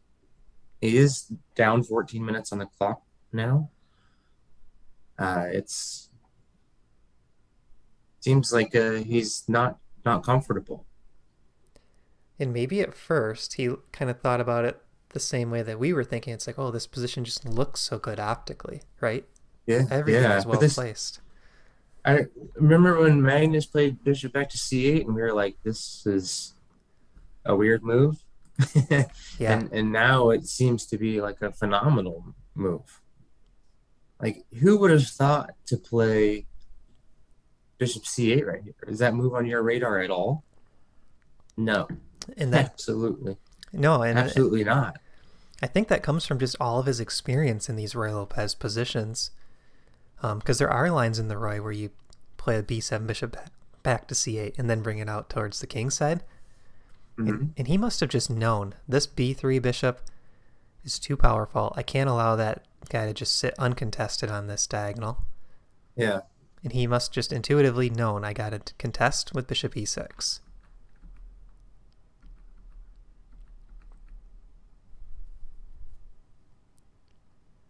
I mean, I don't think Magnus can be any better in this position. Maybe it's more Nepo is trying to figure out, can I squeeze any extra life out of this, or is Magnus just going to equalize? So I think that we can pretty comfortably say that there's not going to be any knight takes a5 or bishop takes a5. They're just not happening. So if neither of those, how do I improve my position? What do I do?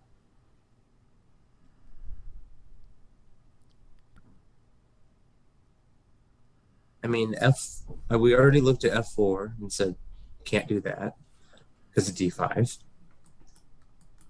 Is there a way to stop d5 from happening? I was looking at e5 potentially. And can't I still play? If you play e5, can I play d5? I might be okay with this. I mean, you are getting c5 too, aren't you? Yeah, I am. And I'm getting knight e4 if you move your knight. Can I grab this pawn? You I think not. I think I'm going to play c5 and rook takes a5. Yeah, and d4 is coming too. If queen d2, d4. Yeah. Yeah, so at first I thought maybe this pawn can anchor us with the king side attack, but d5, c5 is really quick counterplay. And I don't see any good squares for the queen, and then d4 is coming. Ouch.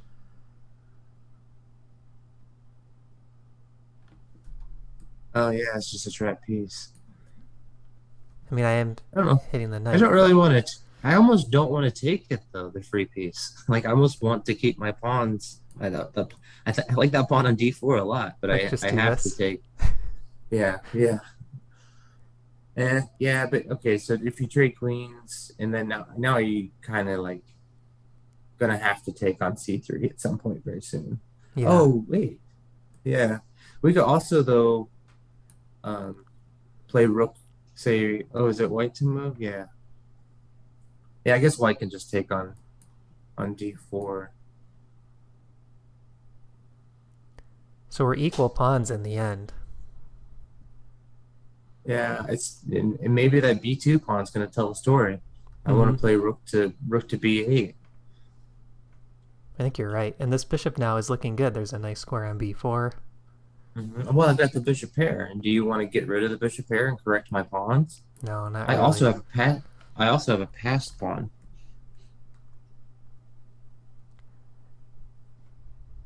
All right, if I saw d5, c5 coming, I would have my head on the table too. So we gotta be careful here. We really can't allow black to get that much counterplay, because then all of a sudden these active minor pieces become a liability if there's pawns coming at them. So no e5, no f4, nothing takes on a5. Okay, all right. What if I oh, can I go back to e5? No. Yeah, what are you gonna do? Take this first. I'll take your knight.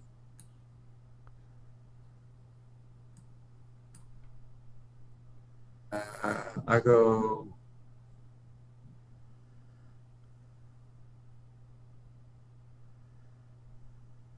Play bishop to e7, and now queen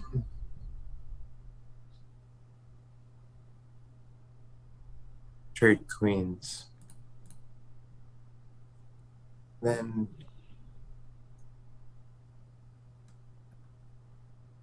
play bishop to d5.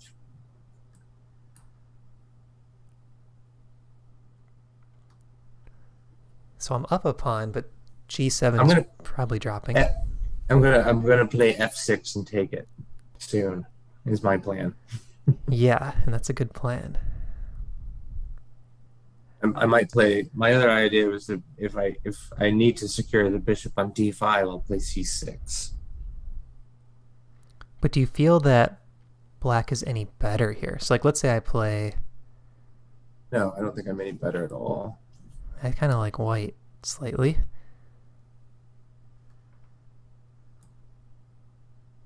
Yeah, like what if I play here? c6? Yeah, c6 was. Oh no! Wait, no, not c6. Oh, Oh wait, yeah, I I was trying do. to I was trying to encourage you into c6 so I could play this. I wanted to know if I could play bishop f6, but I can't because you're defending your bishop when you take. Mm-hmm. Can I play? Oh, bishop to g. Can I play bishop to g5?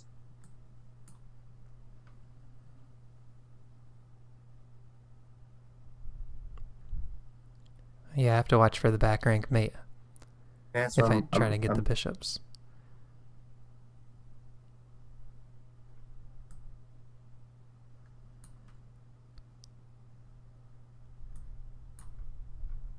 Okay, so I guess it's swap. I don't really want to though, because your rook is far more active than mine. And now I guess I have to play c6, or I could drop the bishop back to c. Yeah, I don't know. I mean, yeah, black is definitely fighting, and maybe it's closer to a draw than a white win. But I do like the look of this. But it's only I almost feel like only white could win though. Yeah. So this happened after e5, d5, and then I was saying maybe pawn takes knight, which I think that's the only reply. Then we take g7.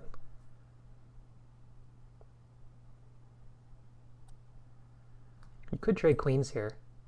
I think this actually works. I'll take with king, take here. You're down one pawn, but opposite colored bishops. Yeah, but rook's on the board. The opposite colored bishops could favor white in an attack, so it's probably really good for white, actually. So last time I played bishop to e7. What if I instead played bishop to b4?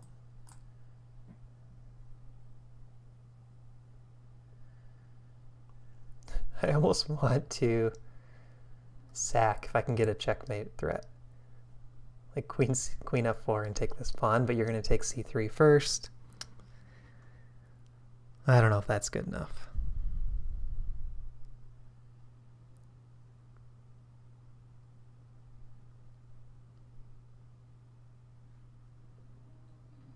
I mean, okay, so if you're talking about playing like Something like this. queen to f4. But you can Yeah, take definitely gonna take on c3. But you could play rook takes. Oh yeah, rook g3 ideas. Yeah. Or rook. Yeah, not rook h3, I guess, but.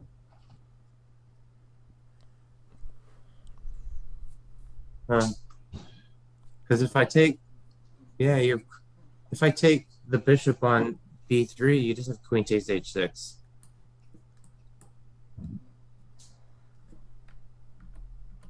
I mean, Queen that's h8 coming. Yeah, it's unstoppable. So because I have to play queen g5.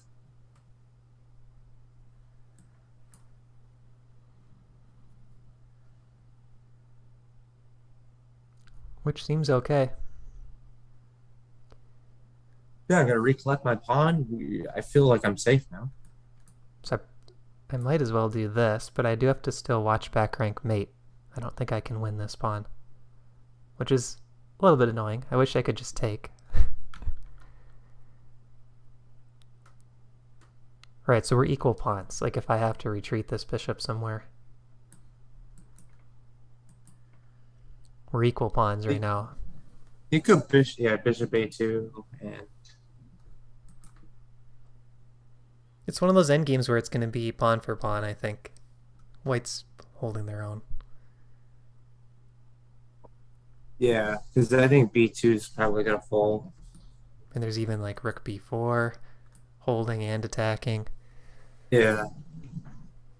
Yeah, that pawn's virtually indefensible. It's like rook a3, but like, who wants to play rook a3? Right, exactly. Way too passive. Okay, let's catch up on the chat. I see. Let me click on the game position too while we. I see Hudson Lanier says, "Good morning. Hey Hudson, do either of you have advice for psychological warfare, messing with the opponents in OTB games, asking for a friend?"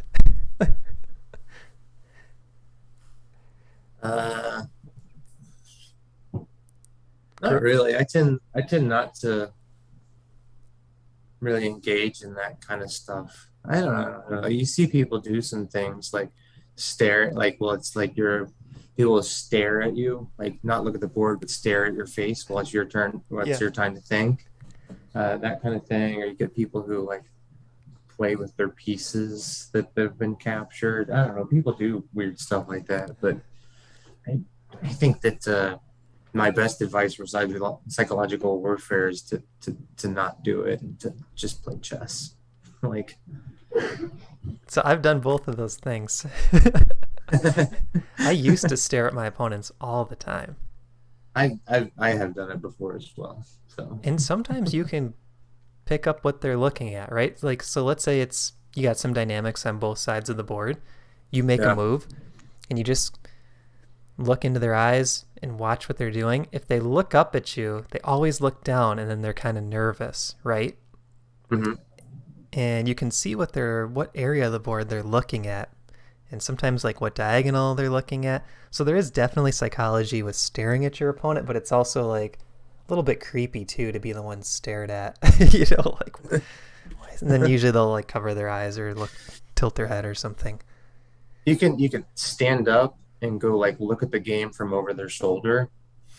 That's pretty bad etiquette. Yeah, that's very intimidating, right? Go walk right behind them and try to look at it from their point of view. Yeah. I don't think I mean, I guess they could complain to the arbiter, and the arbiter could probably tell you not to, right? Yeah. I think so. I think probably like within general etiquette, what things could you do? Looking at your opponent, that's fine. That can psych them out a bit. Getting up and walking around, but not necessarily hovering over your board, I do think shows confidence, right? If you make a move and you just walk around and look at other games, that shows you're pretty confident in your position usually. Like if you're worried, you're going to stay at the board. Mm-hmm. If you expect a quick response, or if like you want to spend that time calculating, or I think posture is a huge one. If you're sitting like slumped back in your chair, like kind of dejected, you don't look very confident. But if you're actually kind of like leaning up and hovering over the board, I think that shows confidence. Or like the Magna style, right? Like have your chair sideways, you're just like lean back, maybe one leg crossed up on your chair, shows confidence, or stretching. Or asleep at the board, like against Anand. Sleeping at the board for sure. Arga says, how about jumping out of your chair if you had an aha moment while the opponent is thinking? What do you think about the essentially the silent version of "Oh no, my pawn," where you gesture like you've blundered? Slap your forehead or throw your hands up. Yeah. I've seen that before. I've seen that where someone will bluff at a blunder and oh no, my queen. Yeah. One thing I used to do, if my opponent was in time pressure, in OTB, I would make my move very slowly.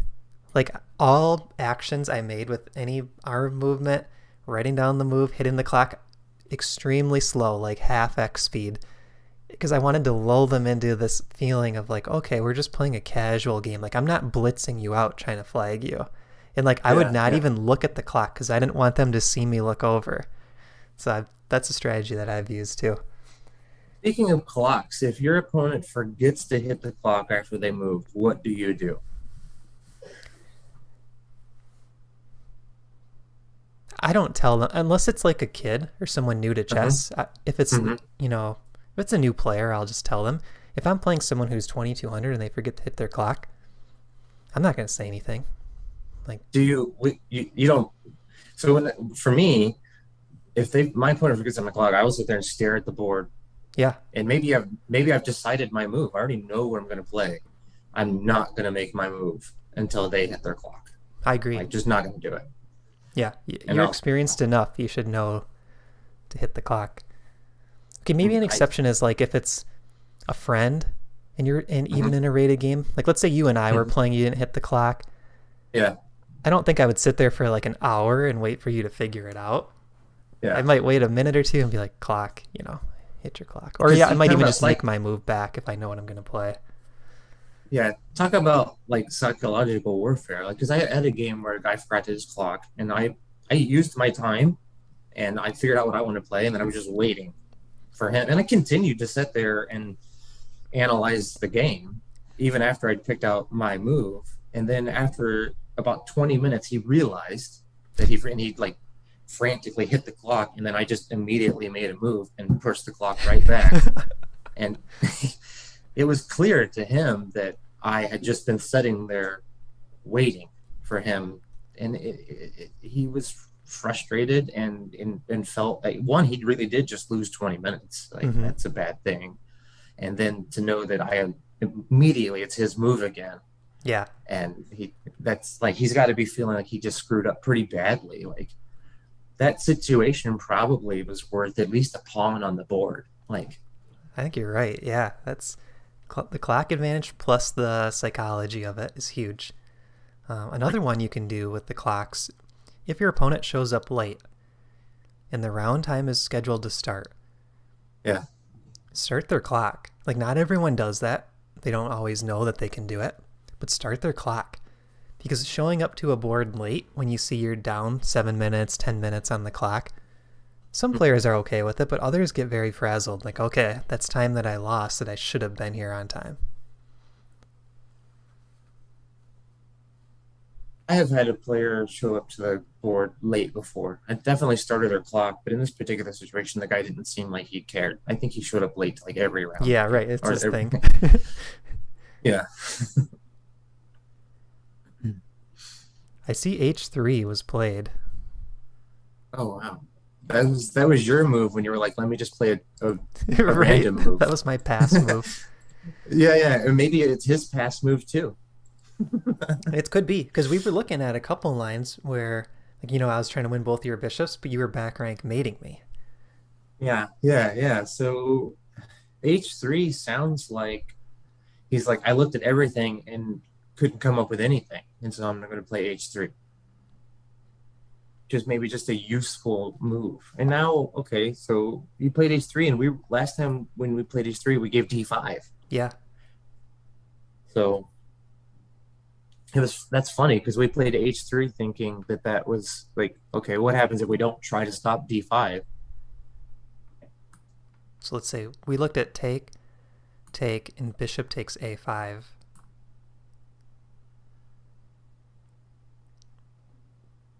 Why not? Okay, if we're worried about bishop takes A5, why don't we play? Can we play queen takes D5? And we're defending the A5 square now. Not really, though. I'm wondering if it's something where, yeah, I can trade, swap rooks, and take A5 in the end. Well, okay, but if you just take on A5 immediately, I guess I trade queens. Which way do you want to take? No, I just meant if we try to take the pawn. Oh, like this? No, that just means the queen. Okay, like this. Trade queens. Now I'm saying I can trade, and yeah, this cost you a piece, didn't it? Didn't it? Yeah, so the move I want is white here is queen takes queen. Yeah. And if knight takes, I want to play bishop takes a5 and see if I can hold that pawn. If bishop takes on d5, I was thinking I could swap rooks and then try to win this pawn. So, okay. So you played bishop takes, right? After queen takes. And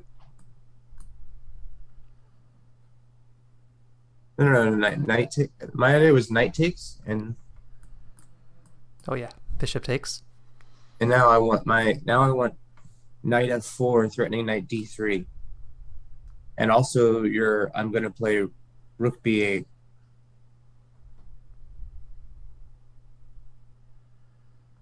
Or I'm maybe just gonna play bishop takes knight. Yeah, bishop takes knight's gonna win my pawn back, probably. Yeah, that's a good point.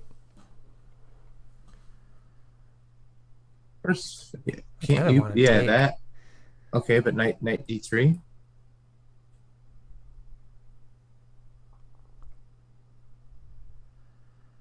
You don't need to move either rook. But I was wondering if I can get away with knight b6. You do have bishop takes bishop though, which is probably good for black. Certainly, because I'm still going to win the exchange at the end. I like that I have the bishop pair and 2 connected passed pawns though for a rook. Like maybe I can make something of this. So here's my thought. What if I take this bishop? But can you take the c1? You know, first I was looking at this line. Yeah, I played knight.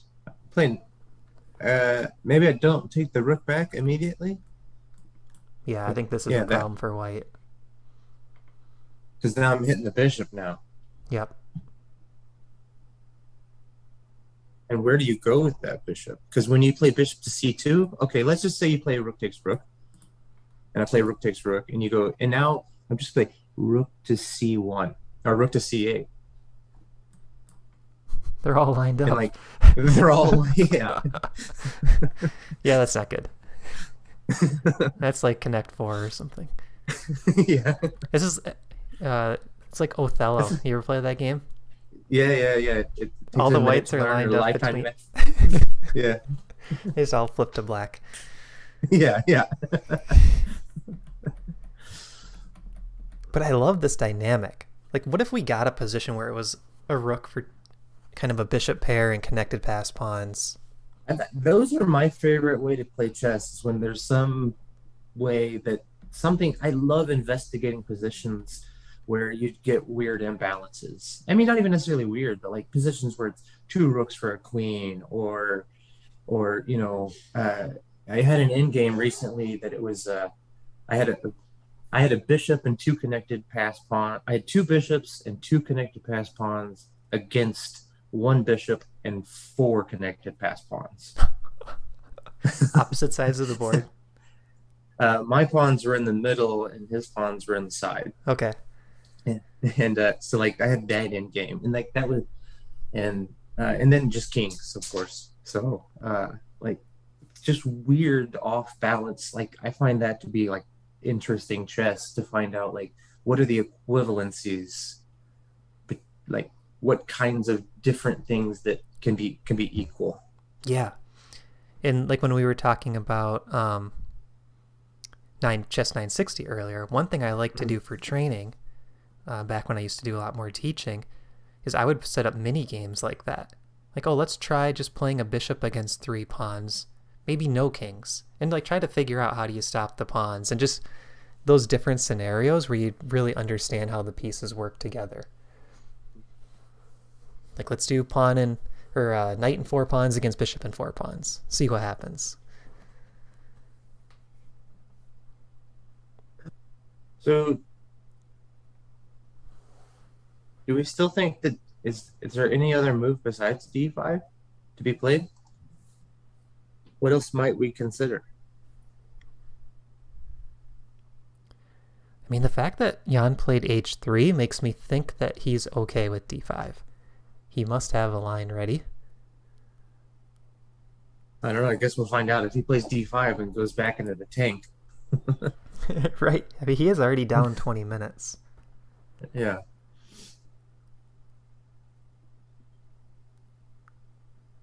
All right, so let's ask the chat. After d5, what do you want to play as white? And give a couple moves. Give a couple moves for each side. What do you think the best line is?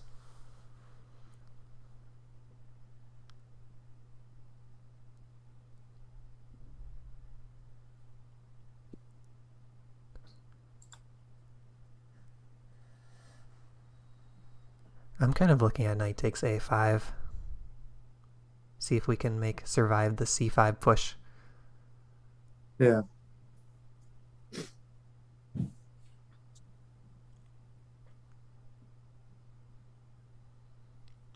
It's just so much activity for black. Yeah. That's what I don't like. I think d5 is clearly just it gives so much life to one. It takes back space in the center, and it gives life to the bishop on f8, and also to the rook on really e8 also, because it resolves, it opens the e file.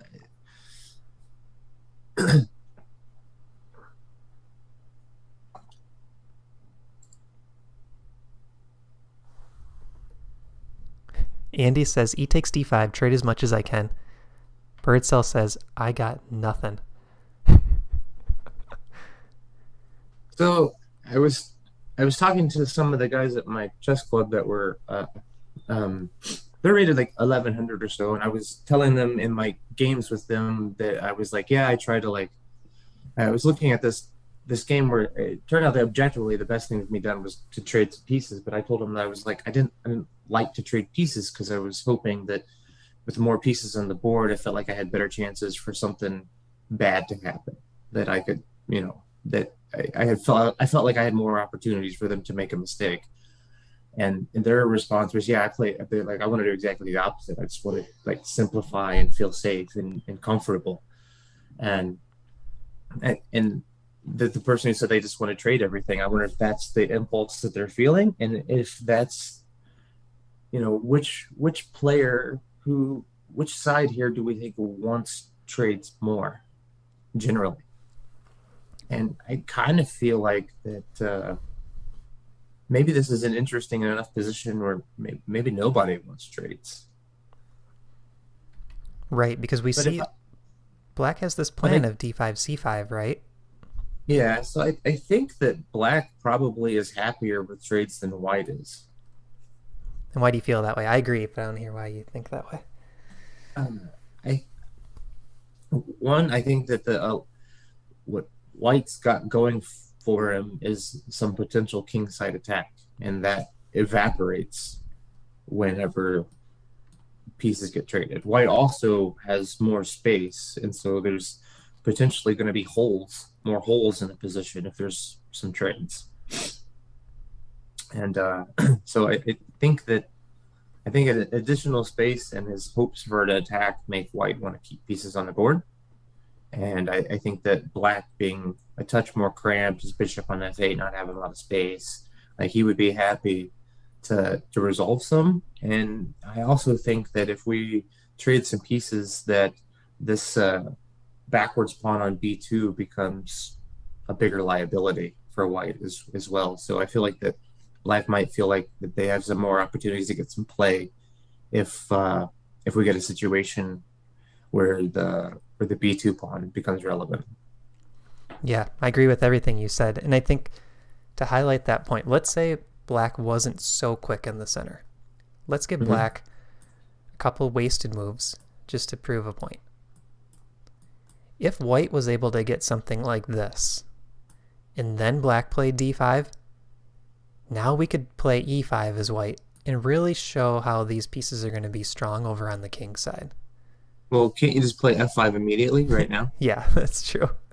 But I think I just wanted to kind of highlight that's what white wants to do, is use those active pieces in the space to be able to attack. But that was 3 free moves for white, just to try to make that work. And the quick d5, I think, is a really strong idea for black. if the tactics work, I don't think white can avoid the trades in this case because of c5. And both of these pawns want to push up to the 4th rank. Especially the d pawn if that bishop is getting trapped. Yeah, c5 just is crushing because the bishop on c3 it immediately falls. Just yeah. Okay. E You can pawn try dropping. That doesn't look good Yeah, either. So white really can't avoid this trade, I don't think. Yeah, actually, if you go back to a3, I don't even know if I have to play c5. I might just take on e4 immediately. And now maybe I want to play bishop c5 and Yeah. attack the. Yeah, that looks really good. So we have to down take. A pawn. You're down a pawn, and who's the one attacking now? Right. I think this is what Jan was a little bit concerned about with his body language. I think he sees that Magnus has this attacking potential, or this counterpunch potential with pawn to d5. Mm-hmm. And the pieces come back to life for black.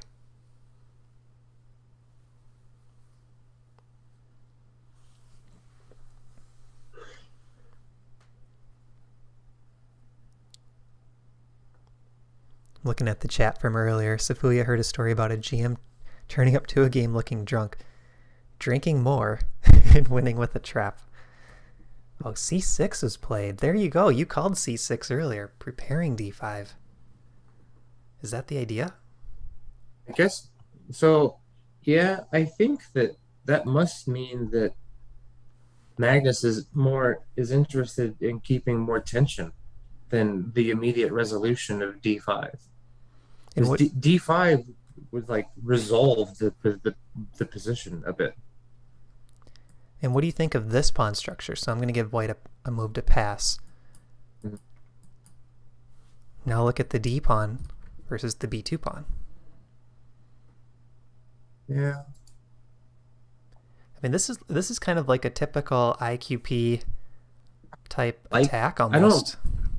I don't feel good about having taken with the d pawn there. I think that makes our own bishop too bad. I don't think we wanted to do that.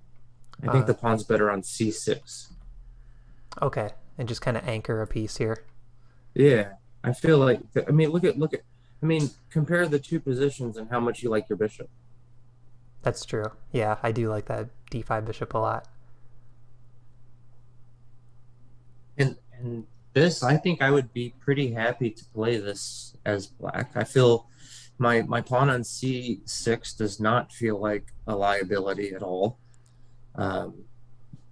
We also, because of the throwaway move you made, we have a nice potential tactics here with there's some potential ideas with bishop takes g2 or that as well. Yeah, I was thinking if he gets too crazy trying to take a5. So, like, for example, let's say knight takes a5. We have rook takes. And now we have bishop g2. And GG. Yeah. Yeah, I do like that. Okay, so c6, kind of an anchoring move for black. Yeah, I think he wants to keep d5 available for a piece. I don't. Clearly, so given this, I mean, king h1 is awful. Can he play knight e3? No, that just hangs a piece. That just hangs a bishop. So the knight can't move until d5 has been played. That's awkward as all get out. Yeah, so, maybe knight d2. Yeah, okay. But okay, is could take it. Yeah, could take it, and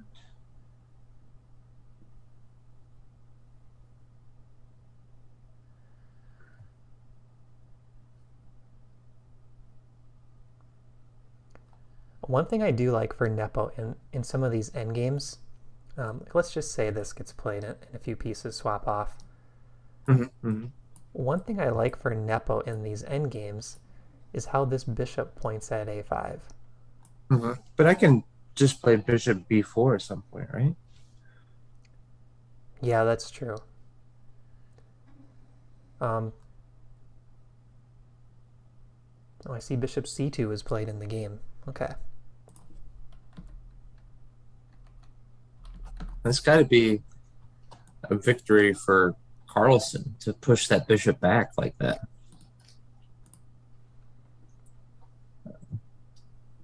Yeah, I would think so. Because, I mean, it's not really doing... There's no checkmate on that diagonal unless you could deflect the f6 knight, but Yeah, maybe that's the idea.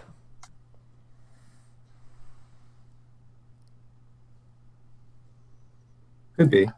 All right, so I think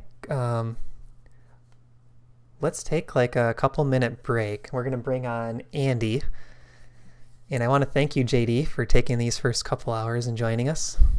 Sure. Yeah, yeah. Hopefully we can do it again before the championship's over. So, Yeah, that's kind of to be all right. determined. We're for sure doing recaps, and we'll decide Yeah, soon if we're doing any more live streams. yeah. All right, Awesome. All right. Thank you. thanks, JD, and guys, we'll be back in just a minute or two with Andy. We'll see you All soon. right. Bye, guys.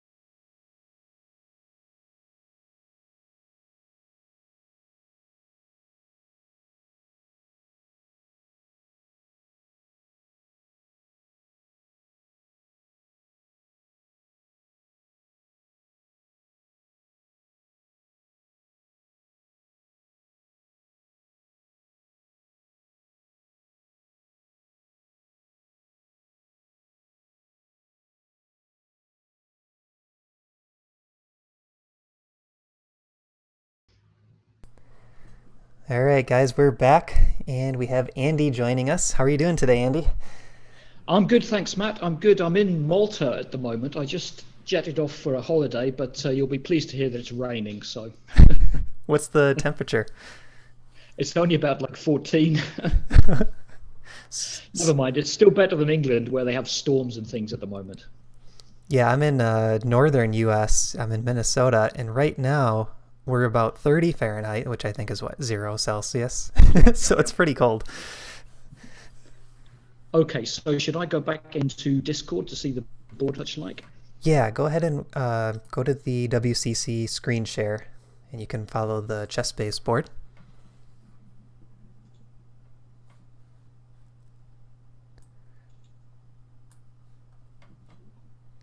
Watch stream, yeah. And what are your thoughts on the game so far? What have you seen from these guys? I saw all of the first game. I didn't see any of yesterday's as I was traveling, but it does seem that this is the quieter of the 3 games so far. And you know, it was great listening to yourself and JD's both being coaches and going through things at a very high level. I'm not going to be able to match up to that, I'm afraid. But yeah, I can see your analysis board. Where can I see the actual board? I'll send you a link. I've been following it on Lee Chess, so I'll send you the link. Okay. Yeah, no, I have it on Lee Chess. Yeah. Okay. And you can see. So Jan went into quite a long think a couple of moves ago. That's got to be a sign that he thinks it's a key position, right? Yeah. So let's see. He's at 50 minutes now, and he had. H3 was the move that really was a long think. He went from 1 hour and 24 down to 54. So he had a 30-minute think to play H3, which is a very quiet move in this position, right? Wasn't it the move you made as just kind of a placeholder move? Yeah, exactly. It was in your analysis, yeah.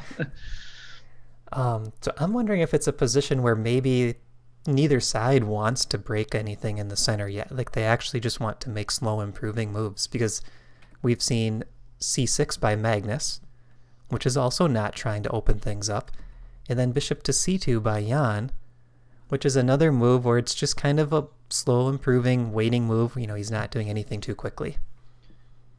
Well, yes, JD was talking about keeping the tension, and it was an interesting discussion about trading. And as I said, my instinct, playing off 1400 on chess.com, is to try to trade and make things simpler.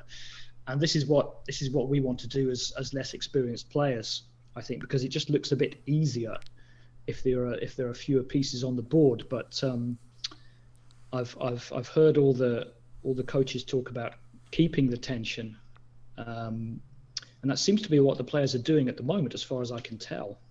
Yeah, I think that's something that I've noticed higher rated players are very good at. They can work well in complex positions. And if you think of like most things in life, you try to make easy for yourself, right? You try to make things routine and automatic. And I think our brains are almost like naturally lazy in a way, right? Like we want things to come easy. And that's something in my own games I've noticed when I've really tried to improve and looked at takeaways, is that I tend to trade off too quickly. And sometimes even like I'll get up 1 pawn and I think, oh, let's just trade everything down and win the endgame. Trade everything off, yeah. But I might lose advantage as I trade, and before I know it, it's a draw actually. So now we see d5 by Carlsen. d5, which is they've now almost broken the tension, just going against what we were doing. Well, I've mentioned it on the Discord before that my background's really in poker rather than chess, and I'm quite a low-level chess player compared to you guys, but you know, I played poker at quite a high level and I studied it a great deal, and so I can kind of transfer some of those ideas across. And yes, an inexperienced poker player wants to make it easy for himself, but an experienced player wants to make it difficult for the opponent. That makes sense. Does that make sense? Put them in situations where they're at Yes. higher risk of making a mistake. Yes, exactly. And so that kind of rings true with what you're saying. So if we have a look at this position, I guess Jan now has a few options. He can, he can't. Well, I suppose he can push e5 and sort of say, well, you take and I take. And where does that go? And this leaves black with some pretty ugly-looking c-pawns in the end. Mm. So let's say, well, let's look at the trade, the non-tension option. Look at all the trades, yeah. I think in the end here, it's feeling pretty balanced, but I would prefer white slightly because of these c-pawns. And he's almost going to double another set of pawns if he.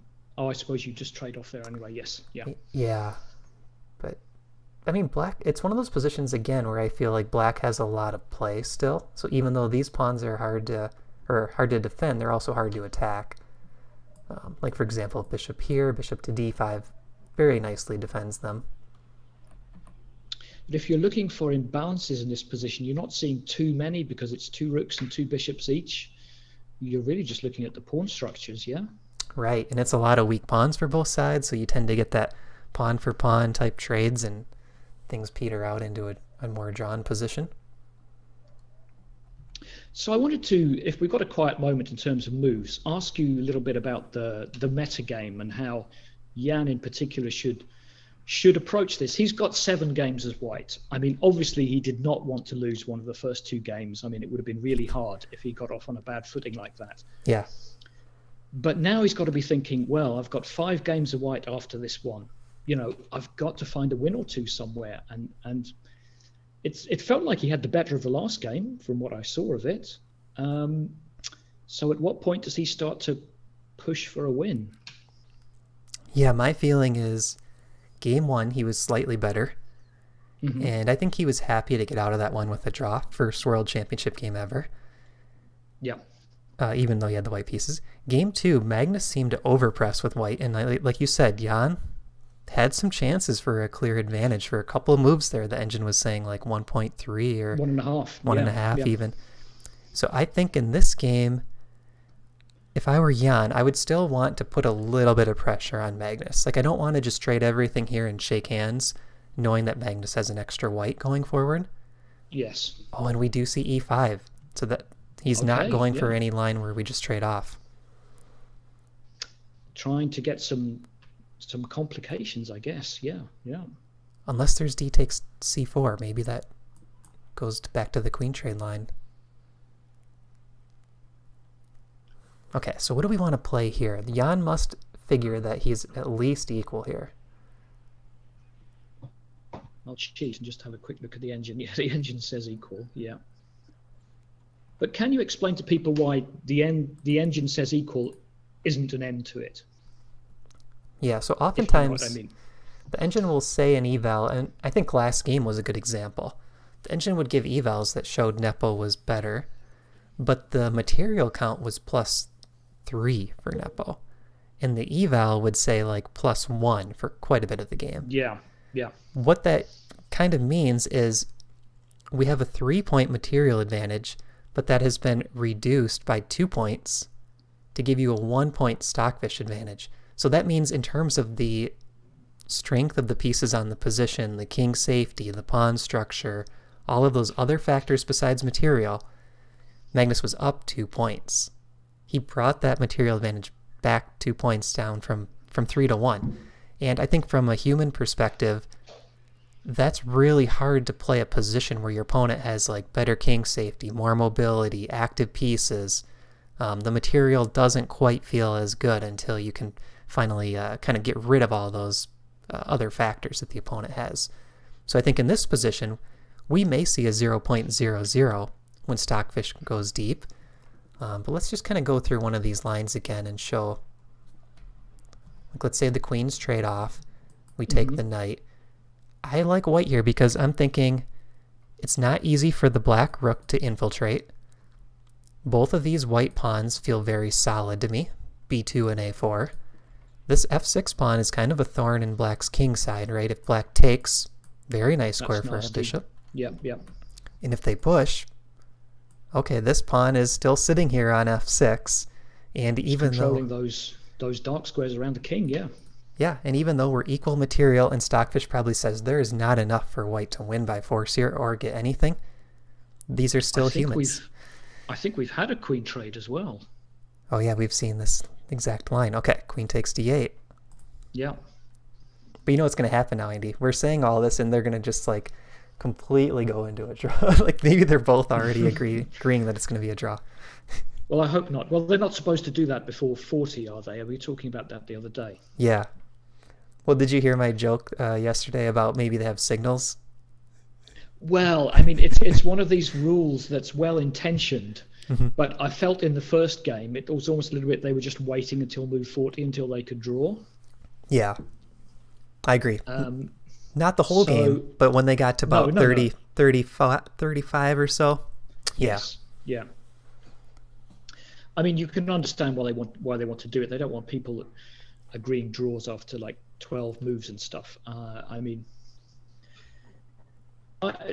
when I was playing chess at school, I'm a bit older, and my sort of first world championships were like Karpov and Korchnoi, and then Karpov and Kasparov, when they would have these marathon matches where it was like, it wasn't just 12 games. People might not remember. It's like first to win 6 games. Yeah. And there was one that went on forever where like Karpov was stuck on 5, and there was all sorts of shenanigans, and they were trying to postpone it. And was it win by 2 as well, or was it just to 6? I'm not sure. I wouldn't want to say one way or the other. It sounds like we're getting a bunch of moves here as well. Yep. So we actually got this position we've been looking at a little bit. Yeah, I remember one of the matches went, I want to say it was like 40 games. Incredible, yeah. Bishop to b4. Wow, okay. Wow, things are happening. This is often how it is. Things can happen very quickly. People used to say about No Limit Hold'em that it was hours of boredom and then moments of terror. And it's almost like a game just can suddenly explode into a flurry of moves when both players have figured it out like a trade sequence like this, and then they just go bang, bang, bang, bang, bang. So I haven't looked at the engine, but you did say it was equal, and I'm feeling now that this is one of those scenarios where the players are strong enough and they're just going to go boom, boom, boom. You know, like they figured it out where it's just going to swap down into a draw. That's my feeling. It's showing a slight advantage to white, but my engine's probably not very deep, and it's kind of been 0 for the last few moves. All right, I'll turn mine on and let's see, because I think we're hitting that point now where it is kind of interesting to see what the engine thinks. But one thing I was going to say with the engine, it's not just the fact that there are other factors than material balance.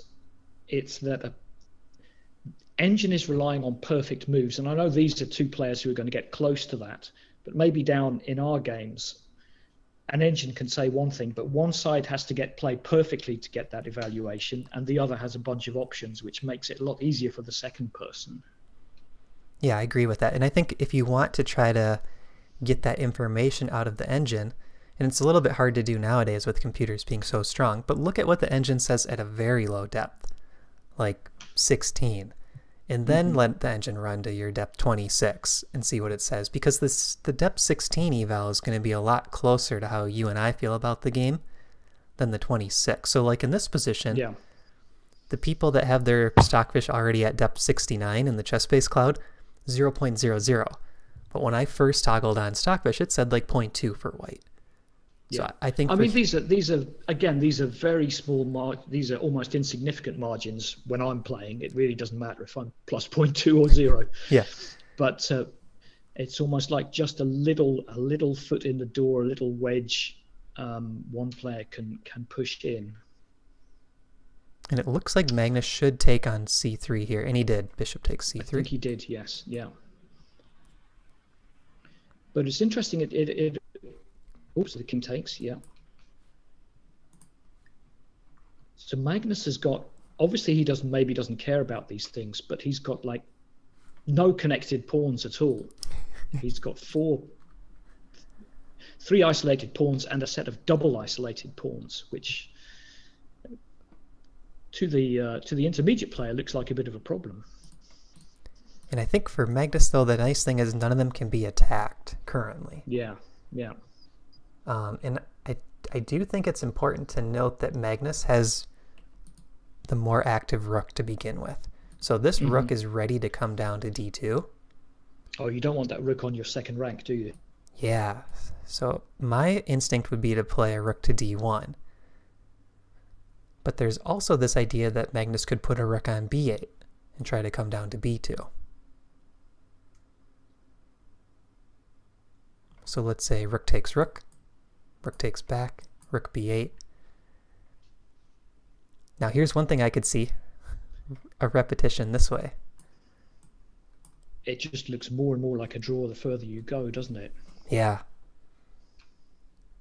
Okay, I'm backing up a little bit.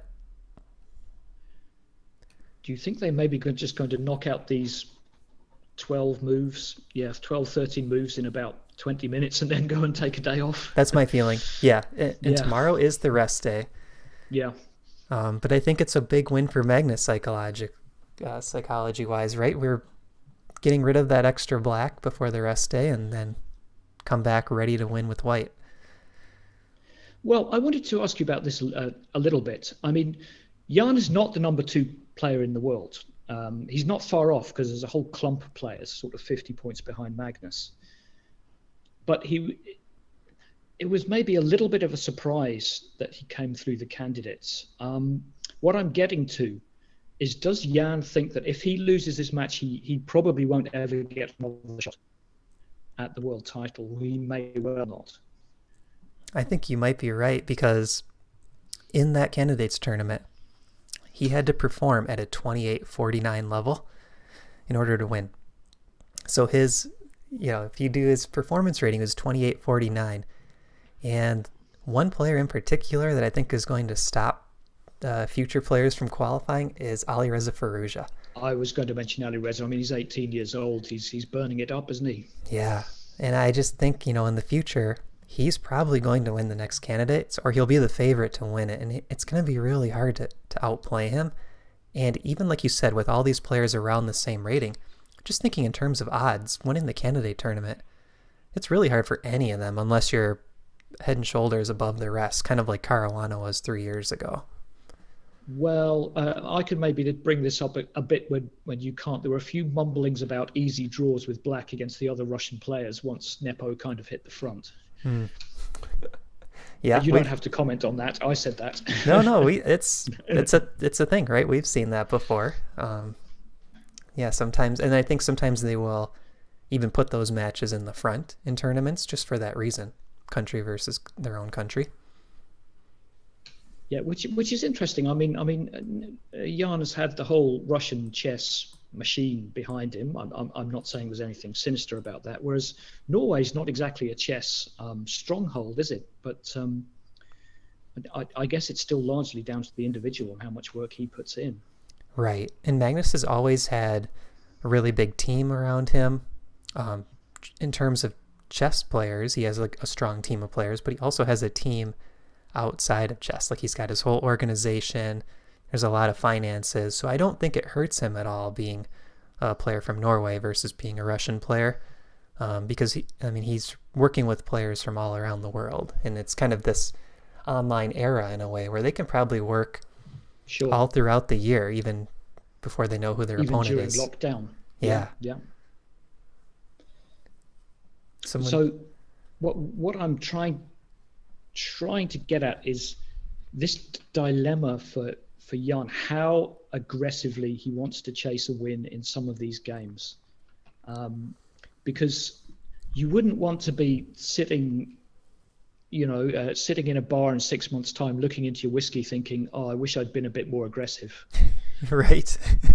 And I wonder if someone like Karyakin, for example, would maybe do that, or even Caruana after 12 draws in the last one, whether they look back and think, maybe I should have pushed the envelope a bit more. It's hard to say, because if I were playing in Jan's shoes, I would be thinking that I can hold my own maybe against Magnus in a tiebreak scenario. The other players... That's perhaps the difference. Yes. Yeah, I think the last two opponents for Magnus struggle a bit in the faster time controls, especially Fabiano. He's not known for playing well in rapid and blitz. Whereas if you look at these last couple years, it's been online play, but Jan can really hold his own against Magnus and score very nice wins in all types of games, tactics, end games, so on. So I think, in terms of odds of winning, I'm fine as Jan getting to tie breaks.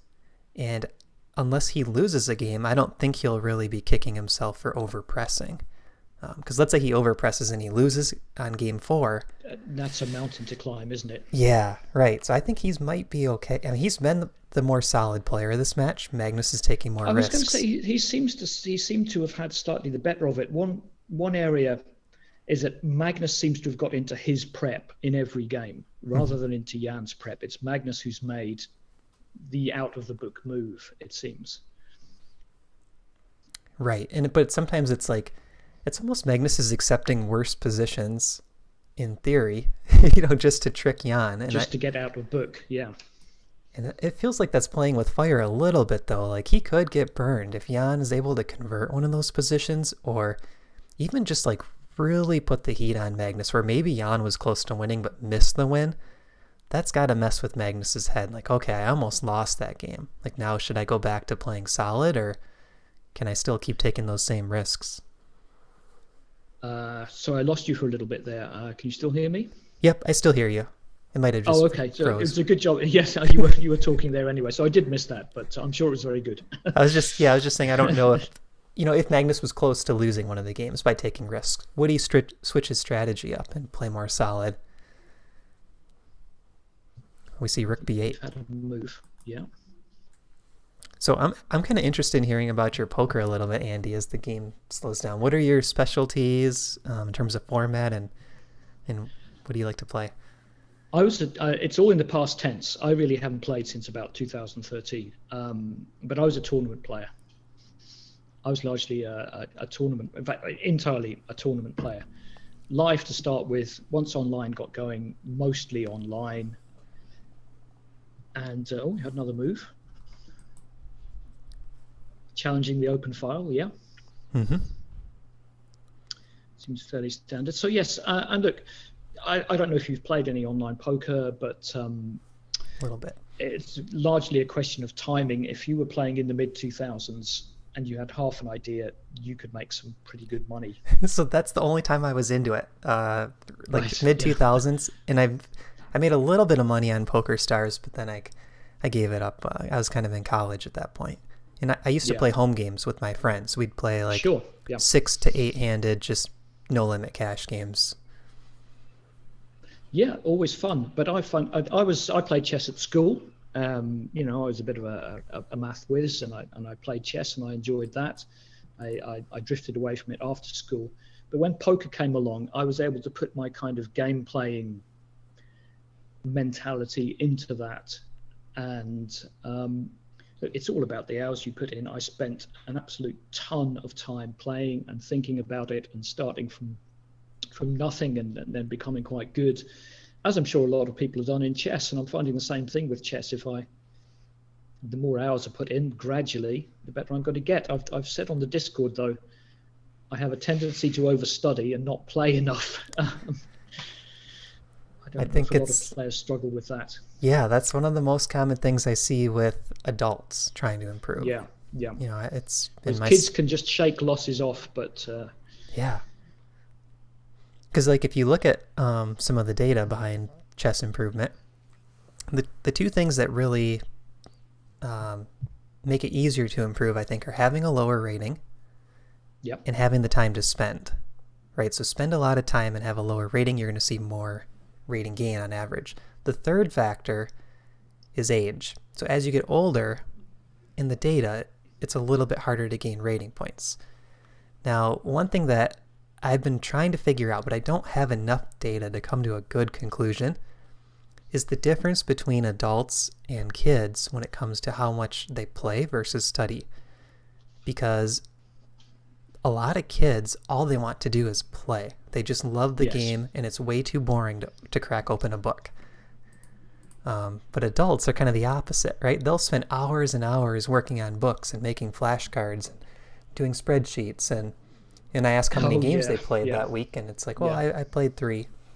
Yep. Like, oh, well, this junior played 100 at the same time. It's a different way of learning. Well, it's all going to be a balance, isn't it? But I did find this is how I came into Chess Goals. I think as like a lot of people, I saw your ratings comparison article after I think Hikaru flagged it. And I got one of the study plans, and that was helpful. And I found the on the Discord server the play challenge for that was sort of motivating myself to do that. We're having a bunch of moves again. Engine is just saying 0 right down the board. We're down to those bishops now, aren't we? Yeah, they're for sure going to that draw. We're just going to see some passing moves for the next 8. I think so. So I think we're safe to talk about chess goals, which I think, you should push a little bit more while you're on the air and you've got some listeners. But I certainly found the study plans helpful because they give you a kind of structured balance, don't they? Yeah. And I think that's like one of the main reasons I created them. And it's interesting, when I first made those study plans, really what it was I was taking some of the data that I'd already put on the website with the general recommendations. And I thought, what can I really do to help a wider audience of chess players? And I think the inspiration actually came from workout routines, right? So if you're trying to, let's say, build muscle or just get healthier and you walk into a gym, it's very confusing. Do I use the treadmill? Do I lift the free weights? What exercises do I do? But if you go online and type workout programs or how to run a 5K or whatever it is, you can get structured lists of what to do. And you can just go about your way focusing no energy at all on what the process is. You just focus on the habits and making it happen. And there's not a lot out there for chess. That's what I realized. Like, no one's telling you exactly how to improve if that's what you want as your baseline. That totally makes sense because, in workouts, you have leg day and upper body day and, core day. And similarly, in the study plans, you have a play day and a study day and an analysis day, something like that. Yeah, and you don't have to think each day, well, should I play today? Should I read my book? It tells you what to do. And I think one of the best things about the study plans is what you learn by the end of it.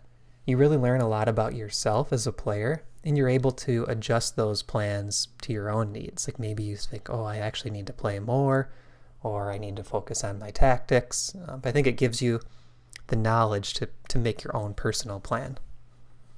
It's like the meta knowledge. It's like learning how to learn.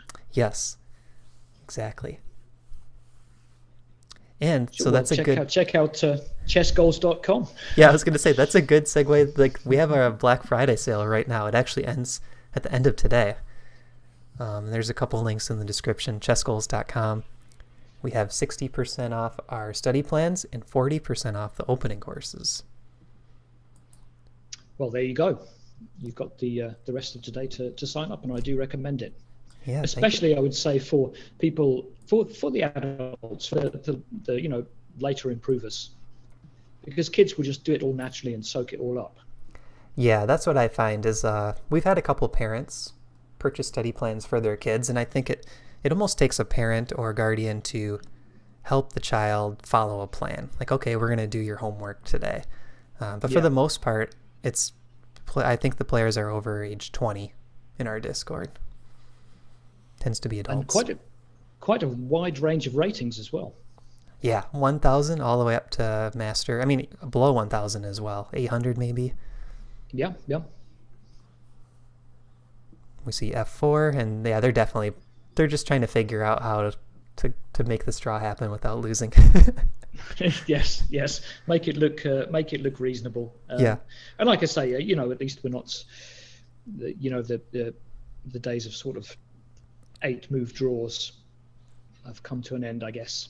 Could you imagine an 8-move draw like in today's World Championship? Imagine if they did like Magnus and Hikaru with the bomb cloud draw. Oh, the chess world would explode, I think. Yeah, what a disrespect. Chess world exploded at that anyway, to be honest, and it was only some small event. Yeah, like FIDE does all the work putting this together, and they just play like a forced bomb cloud draw or something, all pre-planned. I mean, are there any rules? I'm sure this is bad etiquette. Would there be any rules against them completely planning out a game in advance? Like, is that in a rule book anywhere? Oh, well, you're asking the wrong person. But it's interesting that chess certainly has a great deal more etiquette and than I mean, poker was a bit Wild West. I mean, almost anything went really, but chess seems a lot more civilized, and players aren't talking to each other at the board. Even if some people like a bit of trash talk, I think it's probably best if they don't at this level. But if there was one thing on my list I'm jumping around here a bit. One thing I was on my list I did want to ask you about, maybe explain to people. We were talking in another context on Twitter. We were talking about cricket actually, and a friend of mine said, if you want the best player to win every time, go watch chess. And I was trying to explain to him why that's not the case.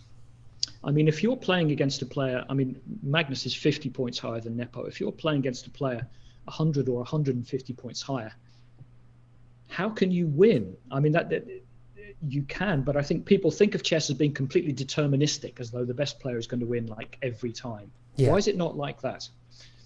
I think it's because there's so many different ways that both sides can go wrong. So I kind of think of it in terms of like the expectation, the expected value, the expected score, and then like the variance. So I think chess is a game with lower variance than some, because there's not like a random card or a roll of the die that's going to determine something. But there's also so many ways that both sides could make mistakes. So like, let's think in terms of average cent-upon loss.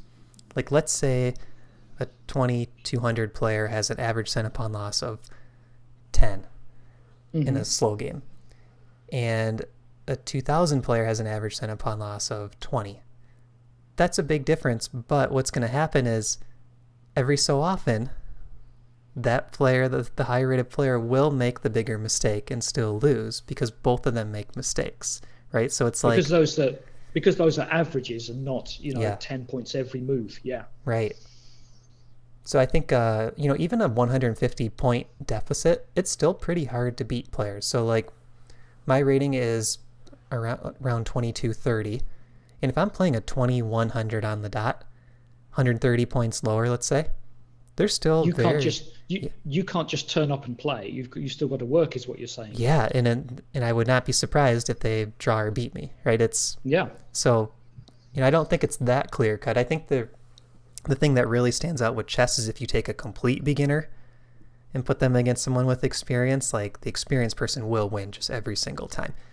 It doesn't matter if their rating is 1000 or 800, they will beat that player that's only knows how to move the pieces. Whereas like poker, you can win some pots. Like, you can get lucky. Of course, tell me about it.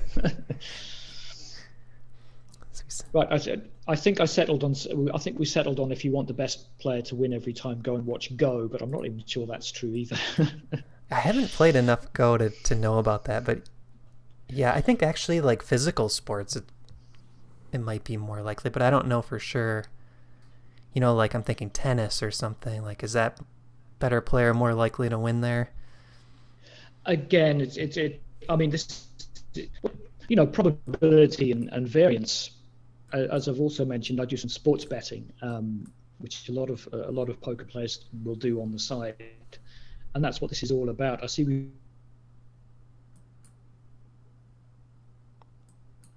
I lost your audio for a second.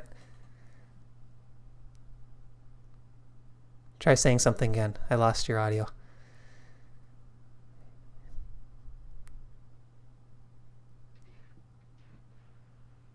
Oh yeah, Safuya is saying that's got to be match fixing. That's a good point, Safuya. If you agree to all the moves, that'd be match fixing.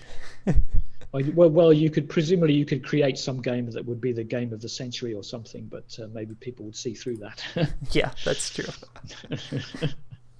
All right, they agreed to a draw. That was quick. No, I'm not surprised. No, it's been, I mean, I've got the engine here and it's just a whole string of zeros for the last like 15 moves.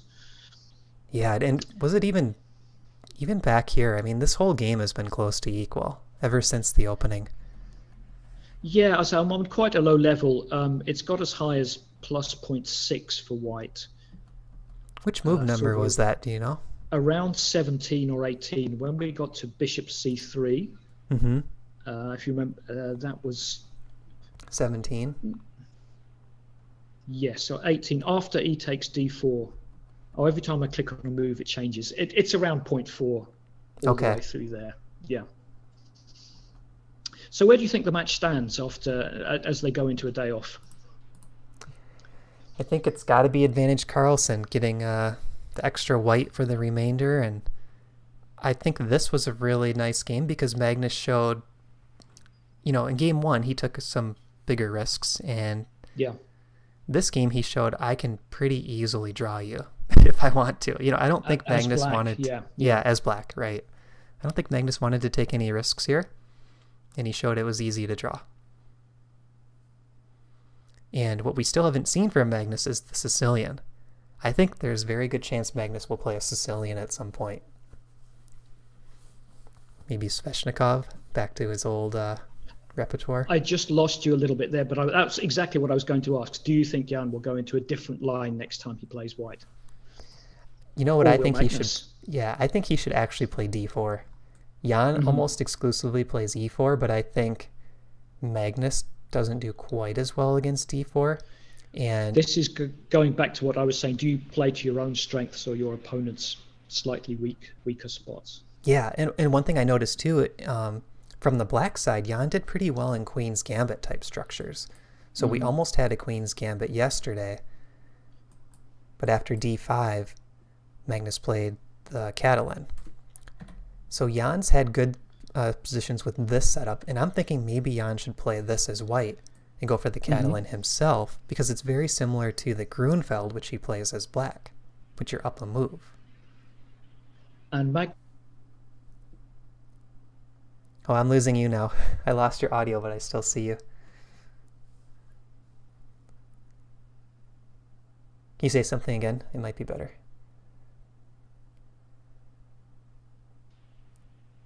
Sorry, I'm losing you a little bit, Matt. I lost you too, but I think you're back now. But maybe we should... I think I'm back. Yeah. Maybe we should just wrap up, as I'm losing my connection here a little bit. Anyway, it was great to come on. I hope we can do this again, and I hope to see you back for the forthcoming games. Yeah, thanks, Andy. So I will have I'm actually going to record a recap right now, and that'll be posted to YouTube. We don't have any more live streams planned currently, because a lot of them fall on work days, but if we do schedule one, I will make sure to announce it everywhere. YouTube, Discord, on the email list.